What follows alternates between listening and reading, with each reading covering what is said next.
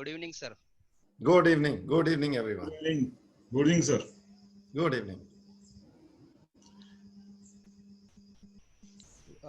Within 4 minutes, we can start our meeting, sir. Madam join झालेत का? हा, मी ते चेक करतो. एक मिनिट. बर.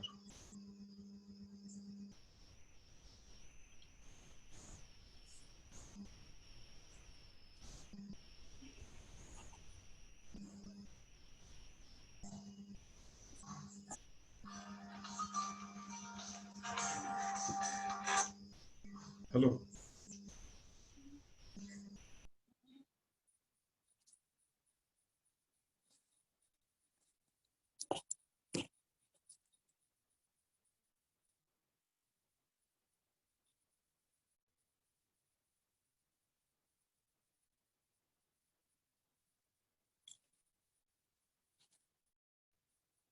Sabir sir, good evening.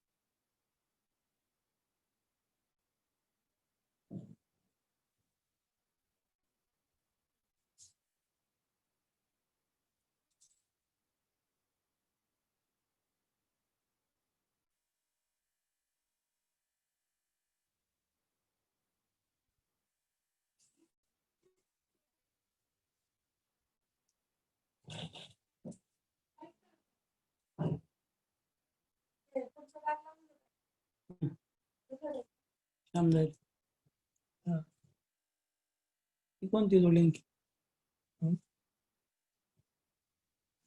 Cut cover केलं कट नाही केलं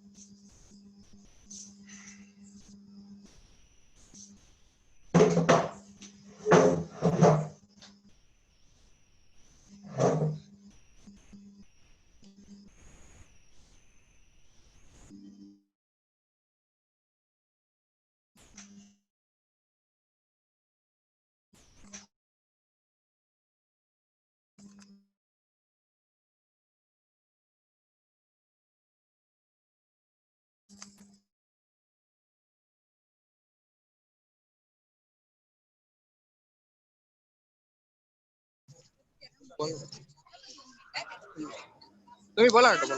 महालक्ष्मी मातेच्या मंदिरामध्ये आज नवरात्रीचा 8वी माळ निमित्तानं आम्ही देवस्थान ट्रस्टच्या वतीनं असा एक उपक्रम केलेला आहे. ज्या आमच्या भगिनी दिवसभर या शहराचं वैभव सुस्वच्छता निर्माण करण्यासाठी प्रामाणिकपणे कष्ट करतात आणि खऱ्या अर्थाने आमच्यामध्ये हिंदू संस्कृतीप्रमाणे याच खऱ्या लक्ष्मी आहेत. कारण ज्याच्या हातामध्ये झाडू आहे तीच खरी लक्ष्मी आहे. हातामध्ये घरामध्ये ज्या वेळेला झाडू फिरतो त्यावेळेला लक्ष्मीचा खऱ्या अर्थाने त्या ठिकाणी रास होतो, खऱ्या अर्थाने लक्ष्मीचा तिथे प्रवेश होतो. म्हणून दरवर्षी या सगळ्या भगिनींना हा मान त्यांचा सदैव राहील असं या दिवशी आम्ही सांगतो. या प्रत्येक भगिनीला आज रोजी अतिशय सन्मानानं अभिमानानं आईसाहेबांच्या दालनामध्ये बोलून त्यांचा यथोचित त्यांच्या हातून सत्कार केला जाईल. आणि ह्याच भगिनींना पुनश्च आई जगदंबेच्या चरणी महालक्ष्मी चरणी आम्ही अशी विनंती करू. या शहराचं वैभव या शहरातलं आरोग्य सांभाळण्यासाठी त्यांच्या मनगटामध्ये त्यांच्या शरीरामध्ये त्यांना दीर्घ आयुष्य लाभो ही आई जगदंबेच्या चरणी महालक्ष्मी चरणी प्रार्थना करतो.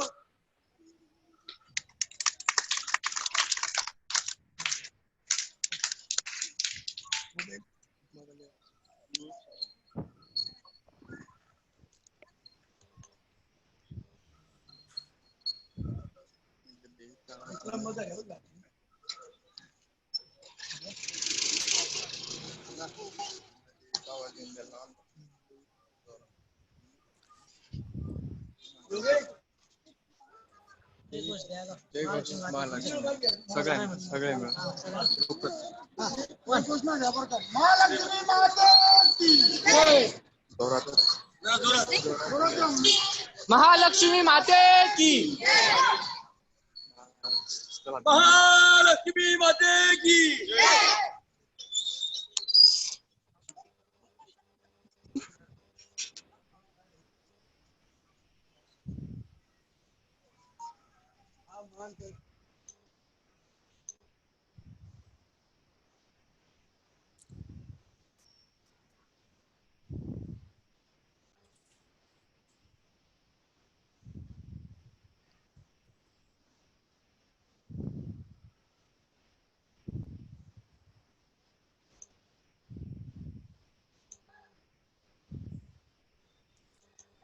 हॅलो, चालू झालं का?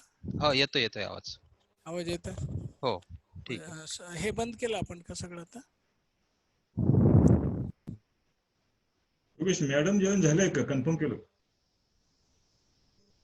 थोडं त्यांना कनेक्शनचा प्रॉब्लेम येतोय. 2 मिनिटात जॉईन होतील ते. बरं बरं.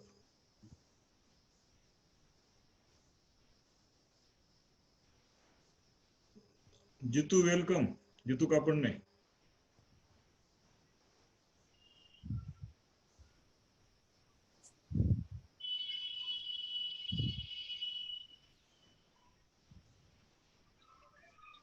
नाही मॅडम जॉईन होत आहेत.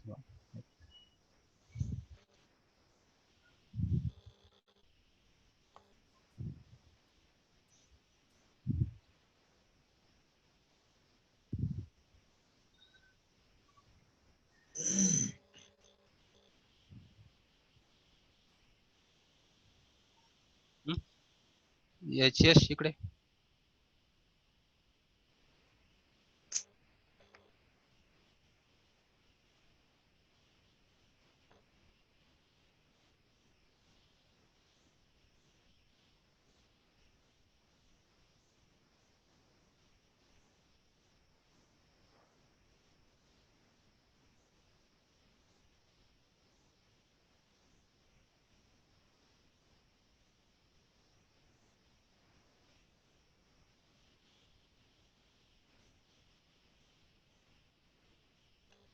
अरे डीजी साहेबांना अनम्यूट करना जरा, तोपर्यंत थोड्या गप्पा होतील. 2-4 लाइनें सुन लेंगे.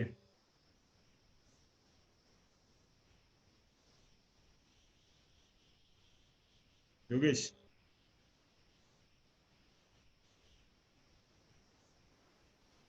हाँ जी. बस कुछ 2-4 लाइनें हो जाए तब तक थोड़ा मजा आ जाएगा, माहौल बन जाएगा. ठीक है. ये अब जैसे सब ठीक ठाक हो रहा है उसके ऊपर 2 लाइनें. जी जी. सब बदल गए. सब बदल गए. हाँ. ए वक्त तू भी तो बदल. तू भी तो बदल.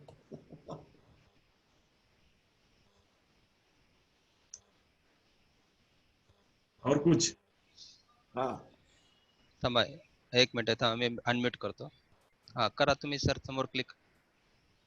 सर तुम्ही समोर बटन आलंय बघा.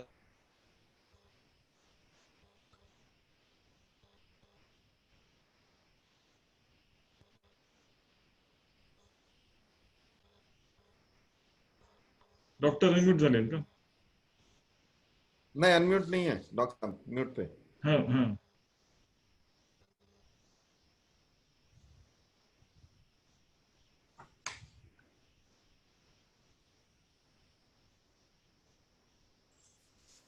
हाँ झालंय वाटतं आता. हा झालं. डिस्ट्रिक्ट कॉन्फरन्स नागपूरला आहे का? साहेब ऐसा है कि अभी जो डेट है डॉक्टर साहब हो. 9th-10th जनवरी है. हाँ बरोबर है. अगर ये हम नवंबर में डिसीजन लेंगे कि उसको कितना पोस्टपोन करना है. अच्छा ओके. तो हम प्रोबेबली मैं आपको एक एस्टिमेट बताता हूँ. मार्च एंड अप्रैल बिगिनिंग में लेके जाएंगे. अच्छा okay. So that will be physically not. No. See, Basically, we will consider two things. One is what the law says, and second is the mindset of the people. Acha, So I right. think by mid-November, things will be clearer than what it is today. So at that time, we'll take a call about the date. But one thing is there, we will do it physically, sir. Acha, right. Okay. Yes. Good. Physically मजा है ना, virtual में कुछ ज्यादा ना, conference तो physically in person ही होनी चाहिए। जी जी जी। हाँ, तो कॉन्फ्रेंस तो फिजिकली होनी चाहिए। सही है ना सर? और आप लोग सबको आना है सर। जी जी, जरूर आएंगे। जरूर जरूर। 20 लोगों का तो हमने बुकिंग किया है ना शिरडी में। अरे सबको आना है बोला मैं, 20 नहीं बोला, हाँ, सबको ठीक है। ओके, सबको आना है। जरूर जरूर। और अब तो माहौल ऐसा है कि सब इंतजार कर रहे, बेटा भी ऐसे इंतजार कर रहे कि कब एक बार सब मिले इन पर्सन। हाँ बिल्कुल। ये जूम का मजा निकल गया अभी। नहीं फिर भी देखिए, जूम ने कम से कम बचा के रखा है अपन लोगों को। हाँ, वो तो है ही, हाँ कनेक्शन कनेक्टेड है। और जैसे इन अ वे मिल ही रहे हैं। जी जी, जी।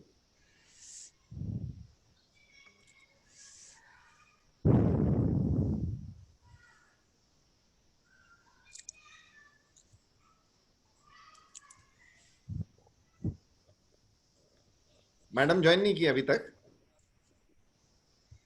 थोड़ा योगेश? नेटवर्क का इश्यू आ रहा है सर उनका। ज्यादा से आपण सुरू करू तोपर्यंत जॉईन होतील आय थिंक। हाँ ठीक आहे ना. नाही, सुरू करणार म्हणजे आता सुरुवात काय करणार? हो, सरांचं आहे ना पहिले फर्स्ट. सरांचं आहे, पण कसं आहे, मॅडम असताना सरांनी बोलणं वेगळं. Okay okay. मी तोपर्यंत बोलू शकतात ते, दिवरे पण त्यांना सरांना मी परत एकदा बोलायला लागेल. 26 रुपये चलेगा ना? हाँ, नहीं रुक जाते हैं, मैडम के लिए रुक जाते हैं सर, मेरे को कोई प्रॉब्लम नहीं है सर। ओके ओके ओके, ठीक आहे, थँक्यू सर. संजय दिवरे सरांनी प्लीज अनम्यूट व्हायचंय. लो.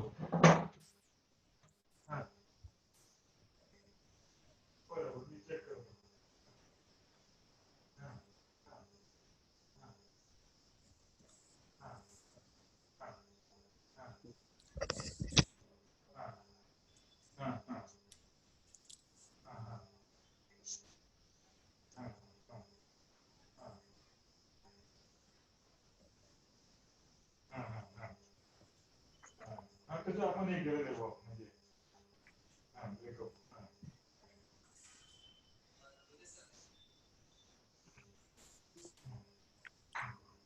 हेलो,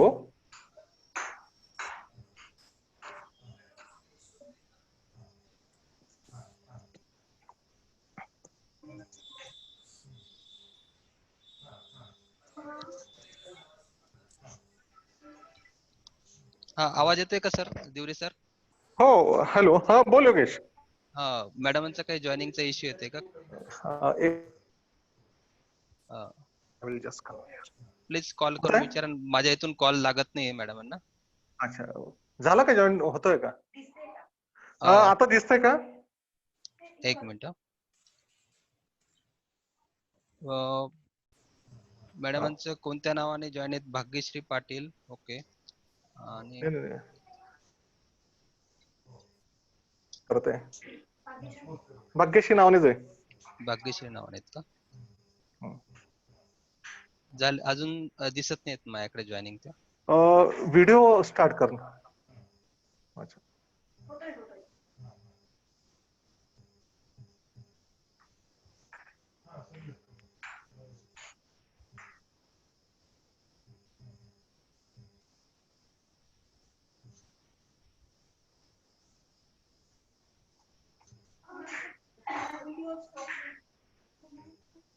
एक काम कर.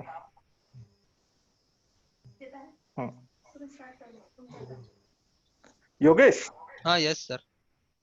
जस्ट हा माझ्या याच्यावरून मॅम हे करतील. Okay okay okay. ठीक आहे. तुमच्या मोबाईल वरून म्हणजे ह्या मोबाईल वरून हे करतील का? तुम्ही बरोबर आहात का? नाही, मी त्यांच्याकडे पोस्ट करतो. हा हा, ओके ओके ओके, ठीक आहे. 10च्या आसपास फोन करू का? एक मीटिंग चालू झाली माझी समोर.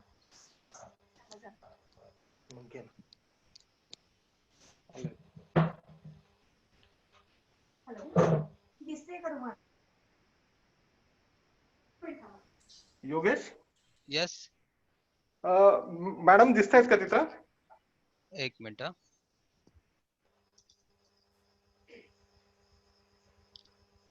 हा. Camera view. Hello.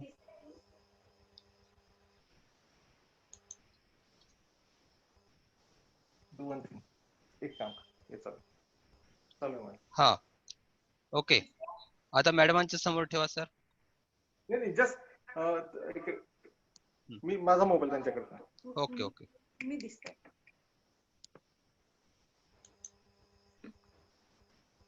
Okay okay. Madam welcome. मी दिसते. Yes yes yes yes. अच्छा अच्छा अच्छा. माझा आवाज Thank you. येतोय मॅडम तुम्हाला? हो येतोय ओके येतोय. Okay okay. आपण आपल्या कार्यक्रमात सुरुवात करत आहोत. बरं बरं. Okay.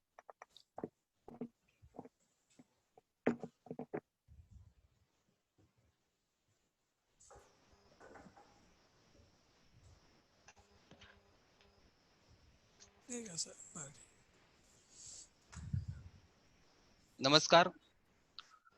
Rotary club of Satana Baglan व श्री महालक्ष्मी देवी ट्रस्ट संचलित श्री महालक्ष्मी देवी उत्सव समिती द्वारा आणि rotary club of Satana Baglan तर्फे रोट्रॅक्ट इनर व्हील RCC तसेच कसमादे परिसरातील सर्व रोटरी परिवारातर्फे आज आपल्या सर्व पाहुण्यांचे मी स्वागत करीत आहे.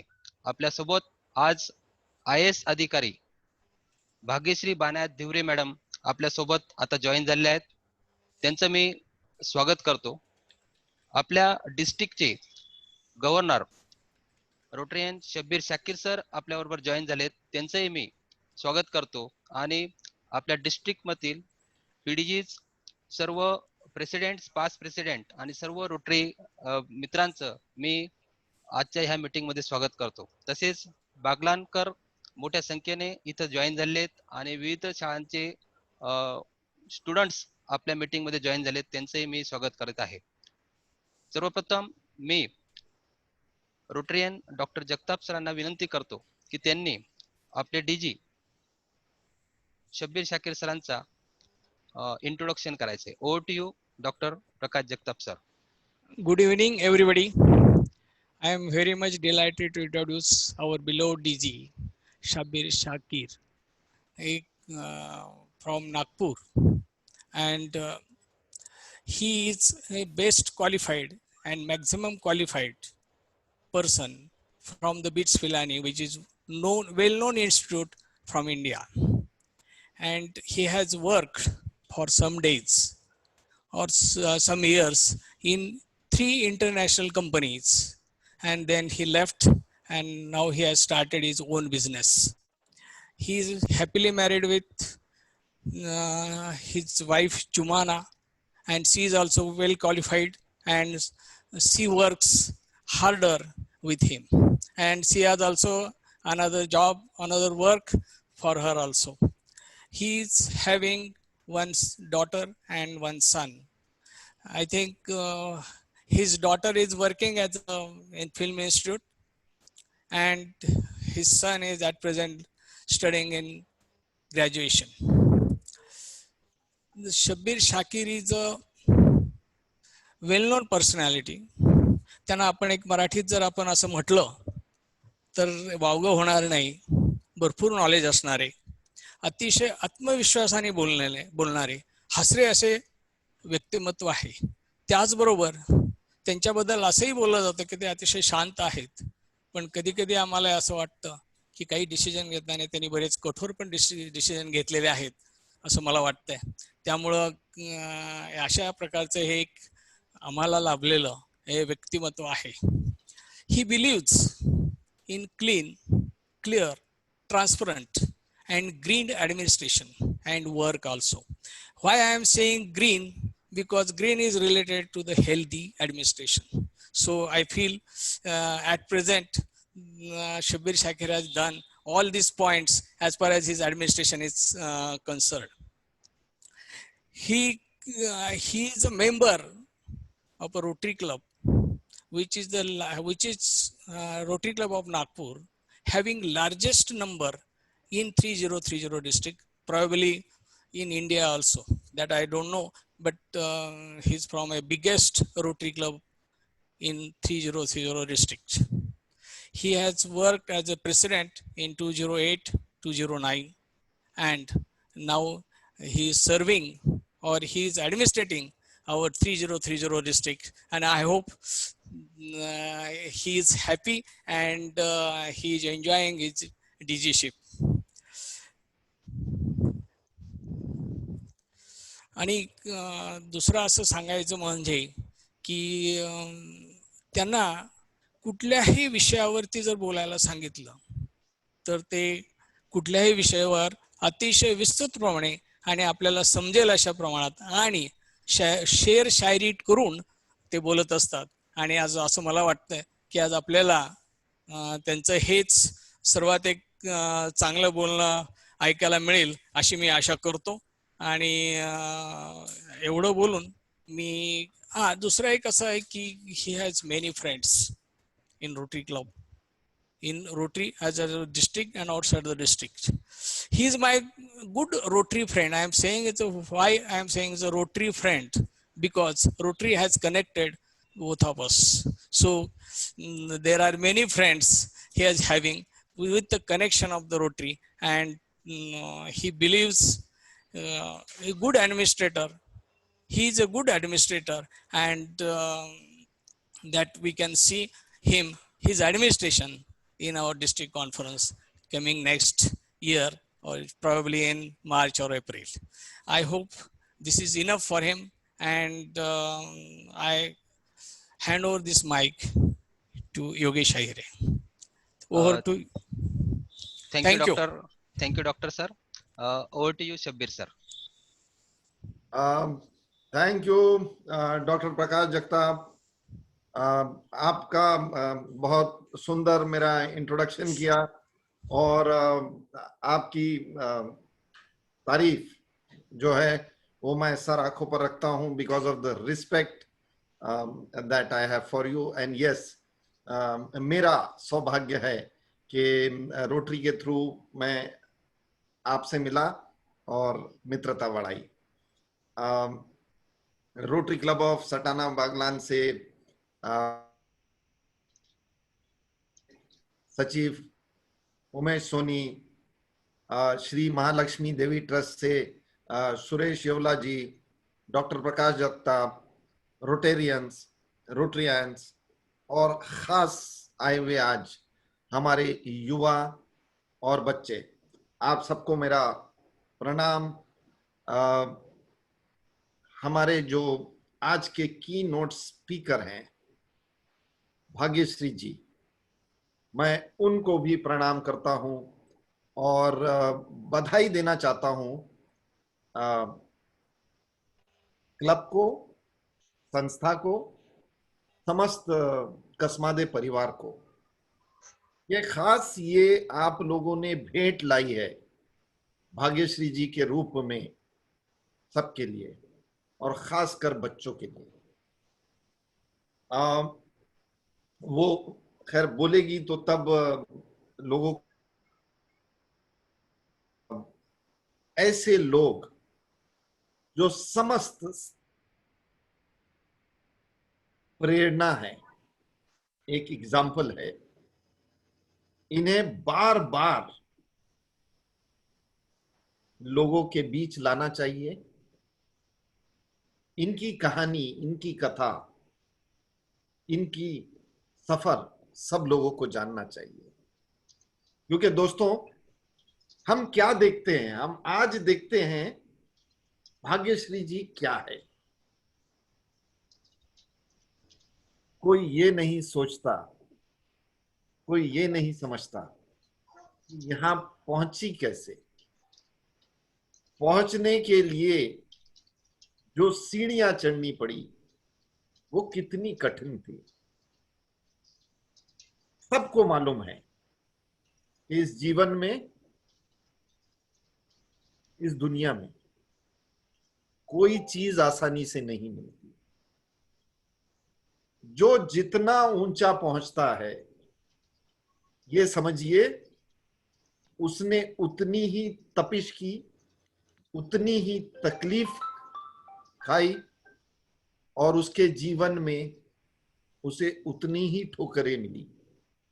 और ये जो बात है, ये दो पंक्तियों से कहना चाहूंगा, खास भाग्यश्री जी के लिए और उन जैसे लोगों के लिए जिन्होंने अपनी मेहनत से आसमां को छुआ है, कि नहीं खाई ठोकरें सफर में तो मंजिल की अहमियत कैसे जानोगे। नहीं खाई ठोकरें सफर में तो मंजिल की अहमियत कैसे जानोगे। अगर नहीं टकराए गलत से तो सही को कैसे पहचानोगे, सही को कैसे पहचानोगे। तो मिसाल, एग्जाम्पल, ऐसे लोग हमारे जीवन में मिसाल है, एग्जाम्पल है। और बच्चों खास करके उनको कहना चाहूंगा कि मिसालें दी जाती है, भूली नहीं जाती। तो ऐसी कहानियां, मैं कहूंगा कि भाग्यश्री जी क्या है, ये एक डेस्टिनेशन है, मगर आज हम क्या सुनेंगे, हम वो डेस्टिनेशन तक पहुंचने की जर्नी के बारे में सुनेंगे। और जब हम सब ये सुनते हैं, हम सबको एक हौसला मिलता है, एक होप मिलती है कि मेहनत से, दृढ़ संकल्प से कोई भी कहीं भी पहुंच सकता है।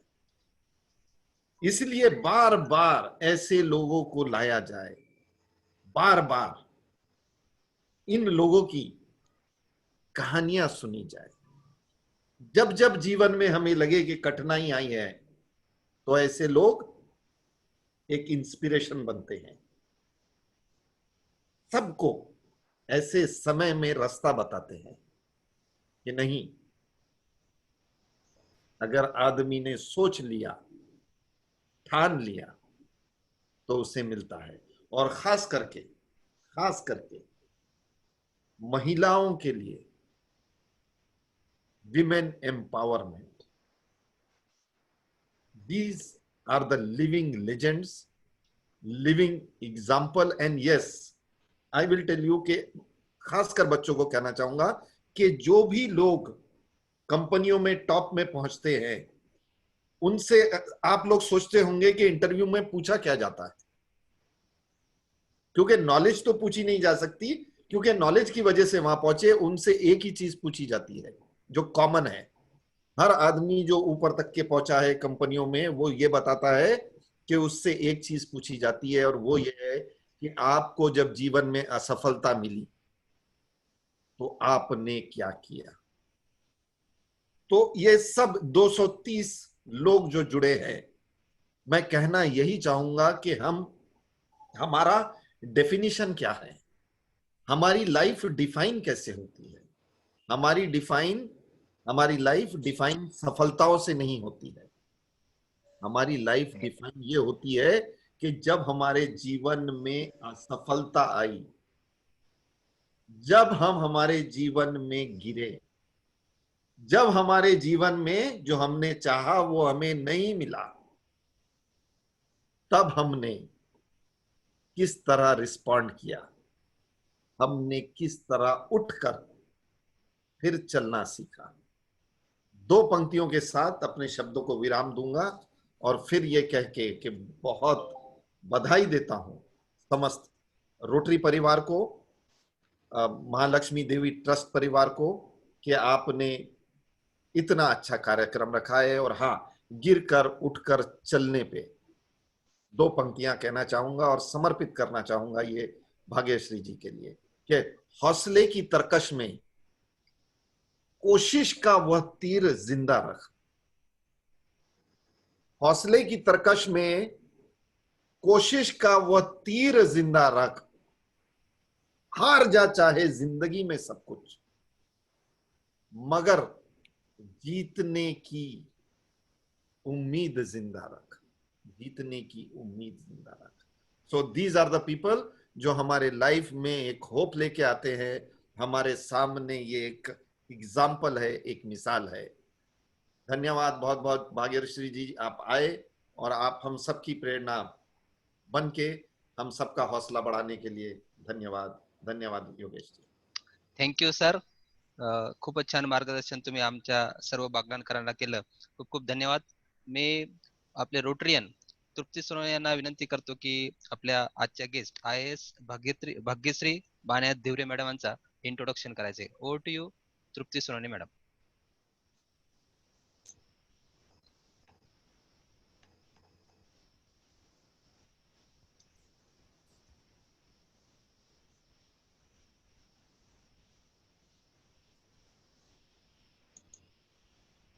मॅडम तुम्ही बोलू शकतात.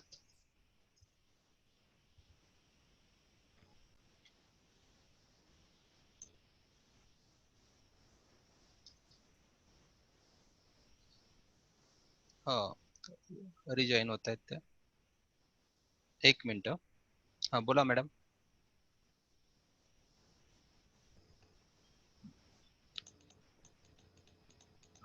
फक्त स्क्रीनवर क्लिक करून बोलू शकतात.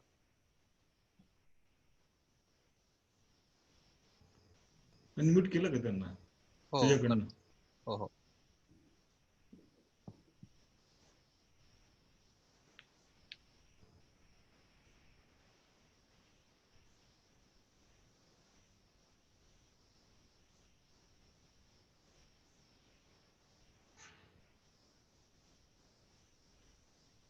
अनम्यूट व्हा मॅडम.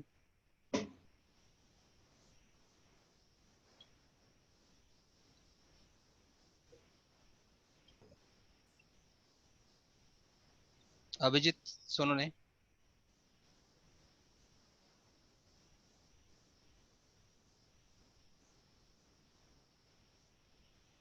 अभिजित अनम्यूट व्हा.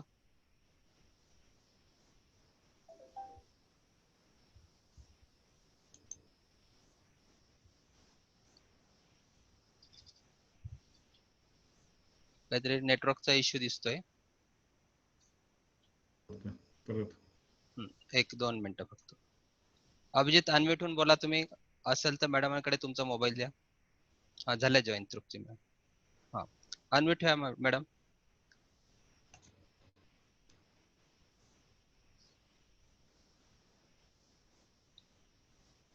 तृप्ती सोनवणे मॅडम अनम्यूट व्हा आणि हा ठीक आहे झाले. नमस्कार. बोलू शकता. आवाज येतोय नमस्कार. सर? हॅलो. यस हा बोला हॅलो. हा येतोय बोला. येतोय मॅडम बोलू शकतात तुम्ही.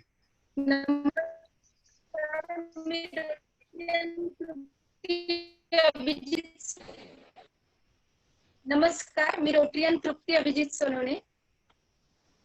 यत्र नार्यस्तु पूज्यन्ते रमन्ते तत्र देवता, म्हणजे ज्या ठिकाणी स्त्रियांचा सन्मान केला जातो अशा ठिकाणी देवता वास करतात, प्रसन्न होतात. त्याप्रमाणेच बागलांच्या नवदुर्गांची जीवनगाथा या कार्यक्रमात विविध क्षेत्रातील यशस्वी कर्तबगार स्त्रियांचा सन्मान करून खऱ्या अर्थाने आपण नवरात्र साजरी करत आहोत. आजच्या आपल्या कार्यक्रमाला लाभलेल्या नवदुर्गा आहेत IAS अधिकारी माननीय श्रीमती भाग्यश्री बाणायत धिवरे मॅडम. भाग्यश्री मॅडम या सटाण्याच्या सासरवाशीण आहेत. त्या स्वर्गीय श्री भीमरावजी बाणायत व श्रीमती तुळसाबाई बाणायत यांच्या त्या कन्या आहेत. भाग्यश्री मॅडम यांचे पतीही नागपूर येथे भारतीय महसूल विभाग सेवेत अधिकारी आहेत. मॅडम सध्या नागपूर येथे रेशीम संचालनालय महाराष्ट्र राज्य संचालक पदी कार्यरत आहेत. त्यांच्याबाबतची कौतुकास्पद बाब म्हणजे 2012 साली झालेल्या भारतीय प्रशासन सेवा बॅच मधील निवड झालेल्या त्या एकमेव महाराष्ट्रीयन महिला आहेत. विक्रीकर विभागात सहाय्यक आयुक्त पदीही त्यांनी भूषवले आहे. महाराष्ट्र लोकसेवा आयोग राजपित्रेत अधिकारी सेवा परीक्षा 2007 मध्ये महिला संवर्गामध्ये राज्यात प्रथम क्रमांक त्यांनी मिळवला. 2005 साली प्रकल्पाधिकारी तर 2007 साली तहसीलदार पदी त्यांची निवड झाली. व्यवस्थापकीय संचालक महाराष्ट्र राज्य हातमाग महामंडळ नागपूर, उपसचिव गृह विभाग सचिवालय नागालँड, अतिरिक्त जिल्हा आयुक्त कोहिमा, उपविभागीय अधिकारी पेक अशा विविध पदांवर त्यांनी कार्य केले आहे. भाग्यश्री मॅडम यांना विविध पुरस्कार देऊन गौरविण्यात आले आहे. त्यात माननीय राष्ट्रपती श्रीमती प्रतिभाताई पाटील यांच्या हस्ते विदर्भ गौरव पुरस्कार 2016, सावित्रीबाई फुले स्मृती सन्मान पुरस्कार 2016, शशिकला बेलसरे कर्तृत्ववान महिला सुवर्ण पदक असे अनेक पुरस्कार त्यांनी प्राप्त केले आहेत. ग्रामीण भागात व्याख्याने व स्पर्धा परीक्षा जागरूकता, वंचित भागात स्पर्धा परीक्षा जागृती चळवळ, महिला सक्षमीकरण, गावात बस व्यवस्था सुरू करणे या सगळ्या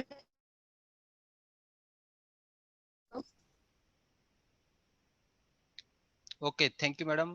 नेटवर्कच्या इश्यूमुळे आपण ओके. संमेलनात आपला अतिथी सहभाग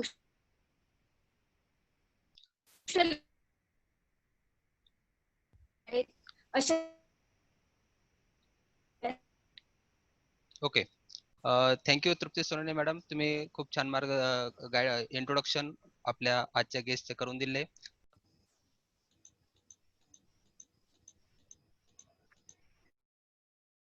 मी भाग्यश्री मॅडमना विनंती करतो की त्यांनी आपलं गायडन्स सुरू करायचे.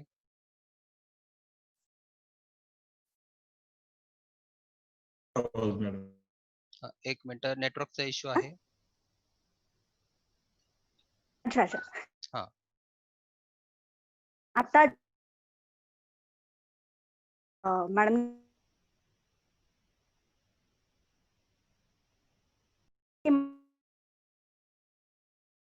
होतंय. मला असं वाटतंय की ऑनलाईन हा पहिल्यांदा सटाण्याच्या लोकांशी मी पहिल्यांदा ऑनलाईन बोलते आणि सुरुवात करायच्या अगोदर मला खरंच आनंद होतोय सांगताना की मी सटाण्याची सूनबाई आहे आणि सटाण्यात मी बरेच वेळा येत असते वेगवेगळ्या, म्हणजे माझ्या घरी स्वतःच्या जाण्यासाठी असो किंवा बाकी गोष्टींसाठी असो. पण ज्याला आपण कम्युनिकेशन म्हणतो किंवा बोलायची संधी, तुमच्याशी संवाद साधण्याची संधी पहिल्यांदाच मी घेतेय. तर सगळ्यात पहिल्यांदा सुरुवात अशी करावीशी वाटते मला की ग्रामीण भागात, म्हणजे आजपासून जवळपास माझ्या प्रवासाला 15 वर्ष पूर्ण होत आहे.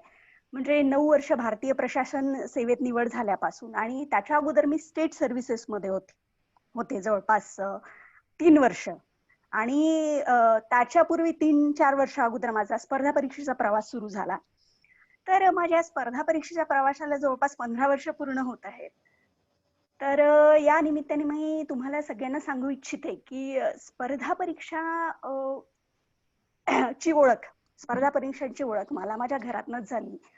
तसं आमच्या ग्रामीण भागात मी विदर्भातल्या अमरावती जिल्ह्यातल्या मोर्शी तालुक्यातील हिवरखेड या गावची रहिवाशी आहे. माझे आई वडील दोघेही शिक्षक, आणि दोघेही शिक्षक असल्यामुळे माझी घरची पार्श्वभूमी तशी शिक्षणाचीच होती.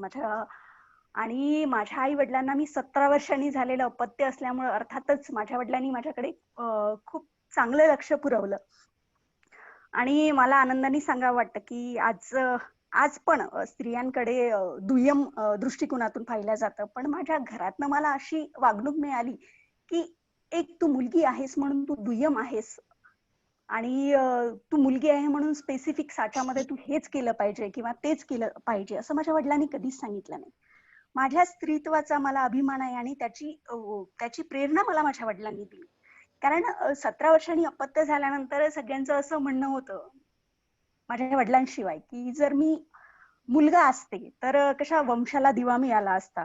पण हे असं बोलणं मी सगळ्यांकडून ऐकलं, फक्त माझ्या वडिलांकडून नाही. त्यांनी मला कधीच या प्रकाराची तू स्त्री आहे म्हणून तू दुय्यम आहेस किंवा स्त्री आहे म्हणून असं केलं पाहिजेस, ती मुलगी झाली म्हणून तुझ्याऐवजी मला मुलगा हवा होतास, या गोष्टीची कधी जाणीव करून दिली नाही, कधी तोंडातनं ते कधीच बोलले नाही.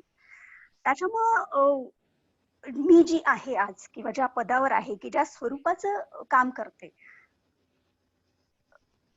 हा आत्मविश्वास, या स्वरूपाचं काम करायची प्रेरणा आणि आत्मविश्वास मला माझ्या वडिलांनी दिला. तर माझ्या स्पर्धा परीक्षेची सुरुवात कुठून झाली त्याची एक आठवण मी तुम्हाला सांगते. मी BSc केलंय आणि त्याच्यानंतर एक दिवस मी माझ्या घराच्या गेट जवळ उभी होते. घराच्या गेट समोर अचानक येऊन एक पोलीस अधिकाऱ्याची गाडी थांबली आणि त्या गाडीमधून एक रुबाबदार अधिकारी खाली उतरला आणि त्यांनी मला विचारलं की हेच बानायत सरांचं घर का? मी हो म्हटलं. मी जेव्हा माझ्या वडिलांना बोलवायला गेले तेव्हा माझ्या वडिलांनी पण त्यांना ओळखलं नाही. तर माझ्या वडील समोर आल्यावर त्या अधिकाऱ्यांनी काय करावं, त्यांनी डोक्याची कॅप काढली, काखेत ठेवली आणि लिटरली माझ्या वडिलांच्या डोक्यावर वडिलांच्या पायावर डोकं ठेवलं आणि माझ्या वडिलांनी त्याला ओळखलं नव्हतं, पण त्याला जेव्हा उठवलं माझ्या वडिलांनी तेव्हा त्याच्या डोळ्यात अश्रू होते आणि त्यांनी स्वतः सांगितलेली गोष्ट, मग माझ्या वडिलांनी ओळखलं. त्यांनी सांगितलेली गोष्ट की तो मुलगा माझ्या वडिलांच्या वर्गात शिकत असेल, तर हा मुलगा शाळेत अतिशय अनियमित, अभ्यासात ढ असा होता.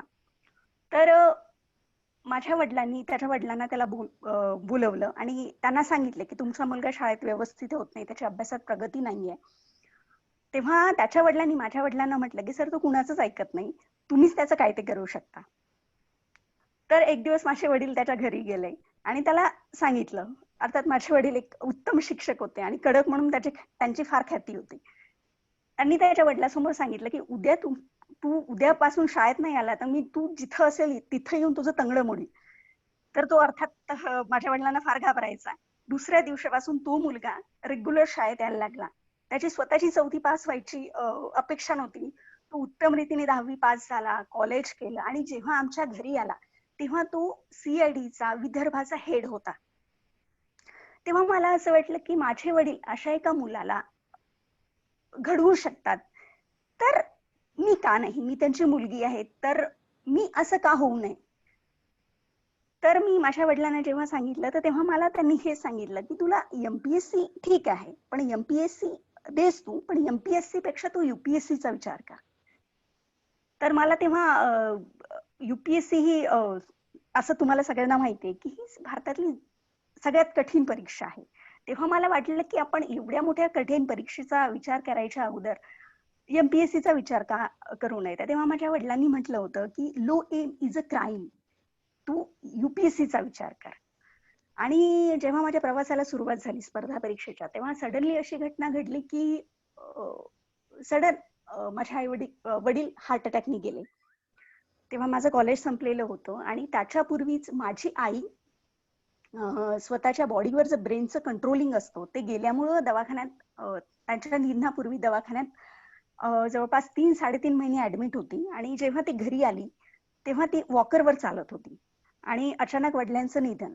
आणि दुर्दैवाने असं झालं की असं म्हणतात मराठी की घर फिरलं की घराचे वासं पण फिरतात. तेव्हा मी माझ्या वडिलांना, मी आता सांगितल्याप्रमाणे 17 वर्षांनी झालेलं अपत्य होतं, तेव्हा माझ्या नातेवाईकांनी ज्यांनी मला सपोर्ट करायला हवा होता, माझं घर सांभाळून न्यायला हवा होता, तर त्यांनीच माझ्या इस्टेटीवर दावा ठोकला की माझ्या आई वडिलांचा आहे. एक क्षण तर असा आला होता माझ्या आयुष्यात की माझ्या वडिलांची, माझ्या आईची पेन्शन मिळवायसाठी मला कोर्टासमोर हे सिद्ध करावं लागलं होतं की मी त्यांची खरंच मुलगी आहे आणि ही त्यांची पत्नी आहे.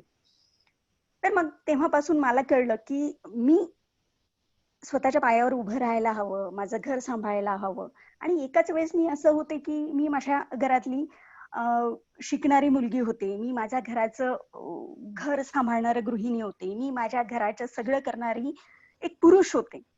म्हणजे एकाच वेळेस माझ्या घराचा, कारण माझी आई माझ्या वडिलांच्या निधनानंतर अचानक कोमात गेली आणि तिला कितीतरी महिने कळलंच नव्हतं की माझे वडील या जगात नाहीयेत. असं करत माझ्या प्रवासाची सुरुवात झाली. मग तेव्हा मी ठरवलं की UPSC सोडून द्यावं सर्वात, MPSC सोडावं आणि सगळ्यात महत्वाचं म्हणजे पायावर उभं राहणं हे आता आपल्यासाठी फार महत्वाचं आहे. तर तेव्हा मी एक अमरावतीच्या महानगरपालिकेत सुदैवाने एक स्पर्धा परीक्षा झाली, त्याच्यात माझं सिलेक्शन झालं आणि मी जॉब सुरू केला. माझ्या आईची प्रकृती सांभाळणं, घरचं सगळं करणं आणि तो जॉब माझ्या घरापासून जवळपास 55 किलोमीटर अंतरावर होता. रोज बसनी अपडाऊन करणं, घरी येणं, पुन्हा घरचं सगळं सांभाळणं, आईला सांभाळणं, तिचा औषधोपचार आणि तिची दिनचर्या सांभाळणं आणि मग स्वतःचा अभ्यास करणं, असं करत करत सुरुवात केली. आणि सुदैवाने मी एका मागोमाग स्पर्धा परीक्षा उत्तीर्ण करून गेले. त्या प्रोसेसमध्ये माझा प्रकल्प अधिकारी म्हणून निवड झाली, त्याच्यानंतर नायब तहसीलदार म्हणून निवड झाली. त्याच्यानंतर मी 2009 साली महाराष्ट्राची राजपात्री अधिकार पदाची परीक्षा दिली आणि त्याच्यात मी महिला संवर्गात महाराष्ट्रात सर्वप्रथम होते. तर त्या क्षणी मला सगळ्यांनी सांगितलं, की जे मला ओळखत होते, की ज्यांनी माझा तो प्रवास पाहिलेला होता, की जिथे पुस्तकं मिळत नव्हती, मी महागडे कोचिंग क्लासेस करायला पुण्या मुंबईला जाऊ शकत नव्हती. एवढं असतानाही मी माझ्या तुटपुंज्या पुस्तकावर किंवा जे अवेलेबल साधनं आहे एवढं सगळं करून जर मी MPSCत राजपात्रित अधिकाऱ्याच्या परीक्षेत मी राज्यात संवर्गात आणि महिलांमध्ये प्रथम येऊ शकते, तर मी UPSCचा विचार का करू नये, जे मला वडिलांनी पूर्वी सांगितलं होतं. तर मी म्हटलं अर्थात आपण देऊन बघूया खरंच UPSC आपल्याकडनं जमते की नाही. तर मग या प्रोसेसमध्ये तुम्हाला एक गोष्ट सांगावीशी वाटते, की या प्रोसेसमध्ये जेव्हा मी माझ्या आईला विचारलं होतं, की जेव्हा मी पूर्वी स्पर्धा परीक्षा उत्तीर्ण झाले होते तेव्हा, की माझ्याकडे एक वेळा जे मी अमरावतीत नोकरी करत होते, नायब तहसीलदाराची पोस्ट होती, प्रकल्प अधिकाऱ्याची पोस्ट होती, ते याच्यापैकी कुठल्या याच्यावर मी जॉईन होऊ का? तेव्हा तिने मला सांगितलं होतं, की तुला जे योग्य वाटते ते कर. तर एका क्षणी असं झालं, की मी त्या दोन्ही पोस्ट नाकारल्या होत्या आणि त्या दोन्ही पोस्ट नाकारल्यामुळं मला उदरनिर्वाहासाठी म्हणा किंवा तो माझ्याकडे जो शिल्लक असलेला एक कालावधी होता ज्याच्यात मी काहीतरी मला करावंसं वाटलं होतं, तर त्या पिरियडमध्ये मी नक्षलग्रस्त विभागात गेले आणि तेथील मुलांना गणित शिकवायला सुरुवात केली होती. माझ्या घरचं सगळं सांभाळून मुलांना शिकवता आणि मला आवर्जून सांगावंसे वाटते, की मुलं आपली UPSCची तयारी करायला दिल्लीला जातात, मुंबईला जातात किंवा कुठल्याही कोचिंग क्लासेसमध्ये सुरुवात करतात. तर माझ्या UPSCची सुरुवात ही आपल्या राज्यातल्या नक्षलग्रस्त विभागात, जिथे अक्षरशः रोड नव्हता, वीज नव्हती, पाणी नव्हती, तिथे मी एका आश्रमशाळेत मुलांना गणित शिकवत होते. त्या ठिकाणी मी केलेली आहे. माझ्या UPSCची पहिली सुरुवात त्या ठिकाणी नक्षलग्रस्त विभागात होती. तर असं करत करत मी माझा पहिला अटेम्प्ट दिला, दुसरा अटेम्प्ट दिला आणि मीनव्हाईल मी आताच सांगितलं त्याच्याप्रमाणे माझी ती सहाय्यक आयुक्त विक्रीकर आयुक्त म्हणून नेमणूक झाली होती. त्याच्या नियुक्तीचं लेटर माझ्या हाती पडलं. त्याच्यामुळे मी नागपूर येथे सहाय्यक विक्रीकर म्हणून मी जॉईन झाले. तोपर्यंतही माझाच असाच प्रवास चालू होता. पण कदाचित या प्रवासात मला जो शारीरिक त्रास झाला, मानसिक त्रास झाला, त्याच्यामुळे माझं जे एक्स्ट्रा एक्झर्शन झालं, त्याच्यामुळे कदाचित माझ्या प्रकृतीकडे किंवा तब्येतीकडे दुर्लक्ष झालं. तर जेव्हा मी इथे जॉईन झाले तेव्हा मला तब्येतीच्या थोड्याफार कुरबुरी होत्या. तर माझं या सगळ्या अभ्यासाकडे, घरच्या आईकडे लक्ष देणं म्हणा किंवा हे सगळं करत असताना एक दिवस ऑफिसमध्ये मी ऑफिस करता करता पण अभ्यास करायची UPSCचा घर सांभाळून. एक दिवस मी ऑफिसमध्ये अचानक माझ्या टेबलवर थोडे चक्कर येऊन पडले आणि त्याच्यानंतर मला ऍडमिट करण्यात आलं आणि त्यावेळेस मला अतिशय गंभीर आजार झाला होता. तर डॉक्टरांनी मला तेव्हा सांगितलं होतं, हा ज्यावेळेस माझं सिलेक्शन झालं त्या पूर्वीच्या वर्षातली हकीकत आहे ही. त्यावेळेस मला डॉक्टरांनी सांगितली की म्हणजे माझ्या जगण्याची काहीच अपेक्षा नाहीये आता त्यांना. माझं लिव्हर खराब झालंय, मला ॲब्डोमिनल ट्युबरक्युलोसिस झालाय. तर तेव्हा मला सांगण्यात आलं होतं की मी जे काही शारीरिक श्रम करते, मानसिक श्रम करते किंवा अभ्यास करते तो काही कालावधी पुरता थांबवला तर बरं होईल, कारण मी माझ्या प्रकृतीची काळजी पहिल्यांदा घेतली पाहिजे, कारण मला माझी प्रकृती फार ढासळत चालली आहे. तर माझ्याकडे दोन ऑप्शन होते की मी तो UPSCचा अटेम्प्ट घ्यावा की पहिल्यांदा तब्येतीकडे बघावं, माझ्या आजाराकडे बघावं. माझ्या सगळ्यांनीच म्हणजे आईने वगैरे मला सांगितलं होतं की आता तू क्लास 1 अधिकारी आहे, आता बस, आता थोडंसं थांबव, UPSC आपण पुन्हा कधीतरी देऊ, तू दे, आपण पुन्हा कधीतरी विचार करू, पण पहिल्यांदा तू तुझ्या प्रकृतीकडे लक्ष दे आणि जो काही आजार झालाय त्याच्यातनं रिकव्हर व्हायचा प्रयत्न कर. तो पण ज्याला म्हणतात मला माझ्या अंतरंगातली उर्मी स्वस्थ बसू देईना, त्याही अवस्थेत मी माझा पहिला अटेम्प्ट दिला. मला प्रिलिम्सचा अटेम्प्ट दिला, 2011ची गोष्ट आहे ही. तर 2011च्या प्रिलिम मध्ये मला अपेक्षा नव्हती की मी तो प्रिलिम क्लिअर करेन. सुदैवाने मी प्रिलिम क्लिअर झाले. मला अर्थातच माझं तब्येती, माझं पथ्य, माझं हे सगळं सांभाळून मी अभ्यास करावा लागत होता. तर ते सांभाळत मी मेन्सचा अभ्यास केला, तोही घरीच केला. आणि यावेळेस पुन्हा मला अपेक्षा होती की मी मेन्स पास होईन. मेन्स पास झाले आणि मग मी अर्थात इंटरव्ह्यूला गेले. इंटरव्ह्यूची माझी काहीच तयारी नव्हती. मला असं वाटत होतं की इंटरव्ह्यूच्या तयारीसाठी मी दिल्लीला जावं, पण माझ्या डॉक्टरांनी सांगितलं होतं की तुमची प्रकृती पाहता तुम्ही कुठंच तुम्हाला कुठंच जायचा मी सल्ला देत नाही. तुम्ही घरीच राहा, तब्येत सांभाळा आणि औषधं घ्या. तर मी माझ्या इंटरव्ह्यूची सुरुवात बऱ्यापैकी घरीच केली, कारण मी पुण्याला एक वेळा जायचा प्रयत्न केला, पण माझ्या 2 दिवसात मला तिथे माझ्या तब्येतीमुळे परत यावं लागलं. मी घरीच तयारी केली आणि मी इंटरव्ह्यूला म्हणजे दिल्लीला गेले. ते मी पहिल्यांदा आयुष्यात दिल्लीला गेले होते आणि माझा तो UPSCचा पहिला इंटरव्ह्यू मी विदाऊट एनी प्रिपरेशन मी स्वतःच केलेली वगळता मी दिला. मला अर्थात अपेक्षा नव्हती, त्याच्यामुळे घरी आल्यानंतर मी ठरवलं होतं की आता थोडा आराम करायचा, नंतर पुढल्या अटेम्प्टची तयारी करावी. एक दिवस असंच मी बाहेर असताना मी घरी आले, तेव्हा माझ्या आईनी माझ्या हाती लेटर दिलं. त्याच्यात लेटरमध्ये लिहिलं होतं की आपण भारतीय प्रशासन सेवेसाठी आपली निवड झालेली असून कृपया इतक्या दिवसात तुम्ही मसुरी येथे फाउंडेशन कोर्ससाठी जॉईन करावं. तर मला आयुष्यात हा सुखद आनंदाचा धक्का होता. तर अशी ही माझ्या IAS होण्याची कथा. या प्रवासात मला सगळ्यात महत्वाची साथ लाभली ती माझ्या वडिलांची. आणि ज्याला म्हणतात की फार कमी स्त्रियांच्या आयुष्यात असे क्षण येतात की त्यांना 2 Pची साथ लाभते. त्याच्यातले दोन्ही P ज्यांचे चांगले निघतात ते म्हणजे पती, आणि एक P म्हणजे पती आणि एक P म्हणजे पिता. सुदैवाने माझे वडील म्हणजे माझे पिता गेल्यानंतर माझ्या या प्रवासात किंवा आजपर्यंतच्या प्रवासात माझे पती जे आहे, जे इन्कम टॅक्स मध्ये डेप्युटी कमिशनर आहेत, त्यांनी अतिशय समर्थपणे माझी साथ दिली, सध्याही देत आहेत. मला आनंदाने सांगावं असं वाटतं की आताही मला तुमच्या समोर आणण्यात त्यांचा महत्वाचा हातभार आहे. माझी आता पण प्रकृती ठीक नाही, पण तरीही मी आपल्यासमोर उपस्थित झाले, त्याचं एक महत्वाचं कारण तेच आहे. तर मला वाटतं मी थोडक्यात माझ्या UPSCचा प्रवास सांगितला. अजून तुम्हाला काही याच्या संदर्भात विचारणा करायची असल्यास किंवा अजून काही प्रश्न विचारायचे असल्यास आपण मला विचारू शकता.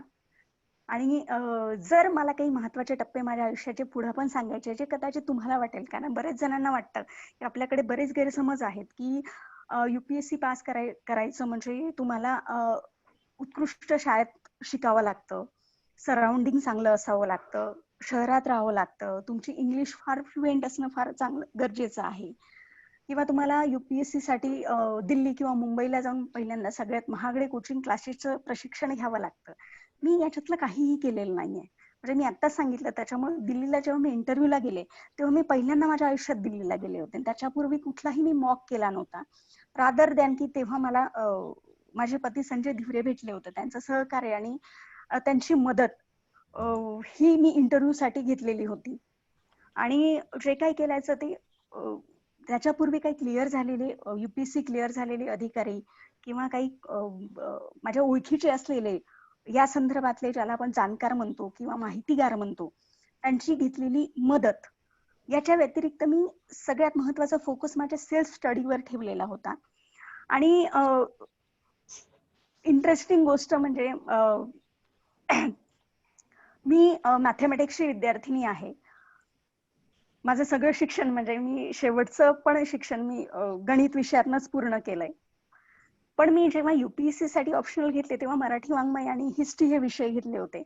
त्यातले मराठी वाङ्मयाचं मला थोडंसं लिहिण्याचं अंग होतं, मी थोडंफार लिहायचे, त्याच्यामुळे मी मराठी वाङ्मय घेतला.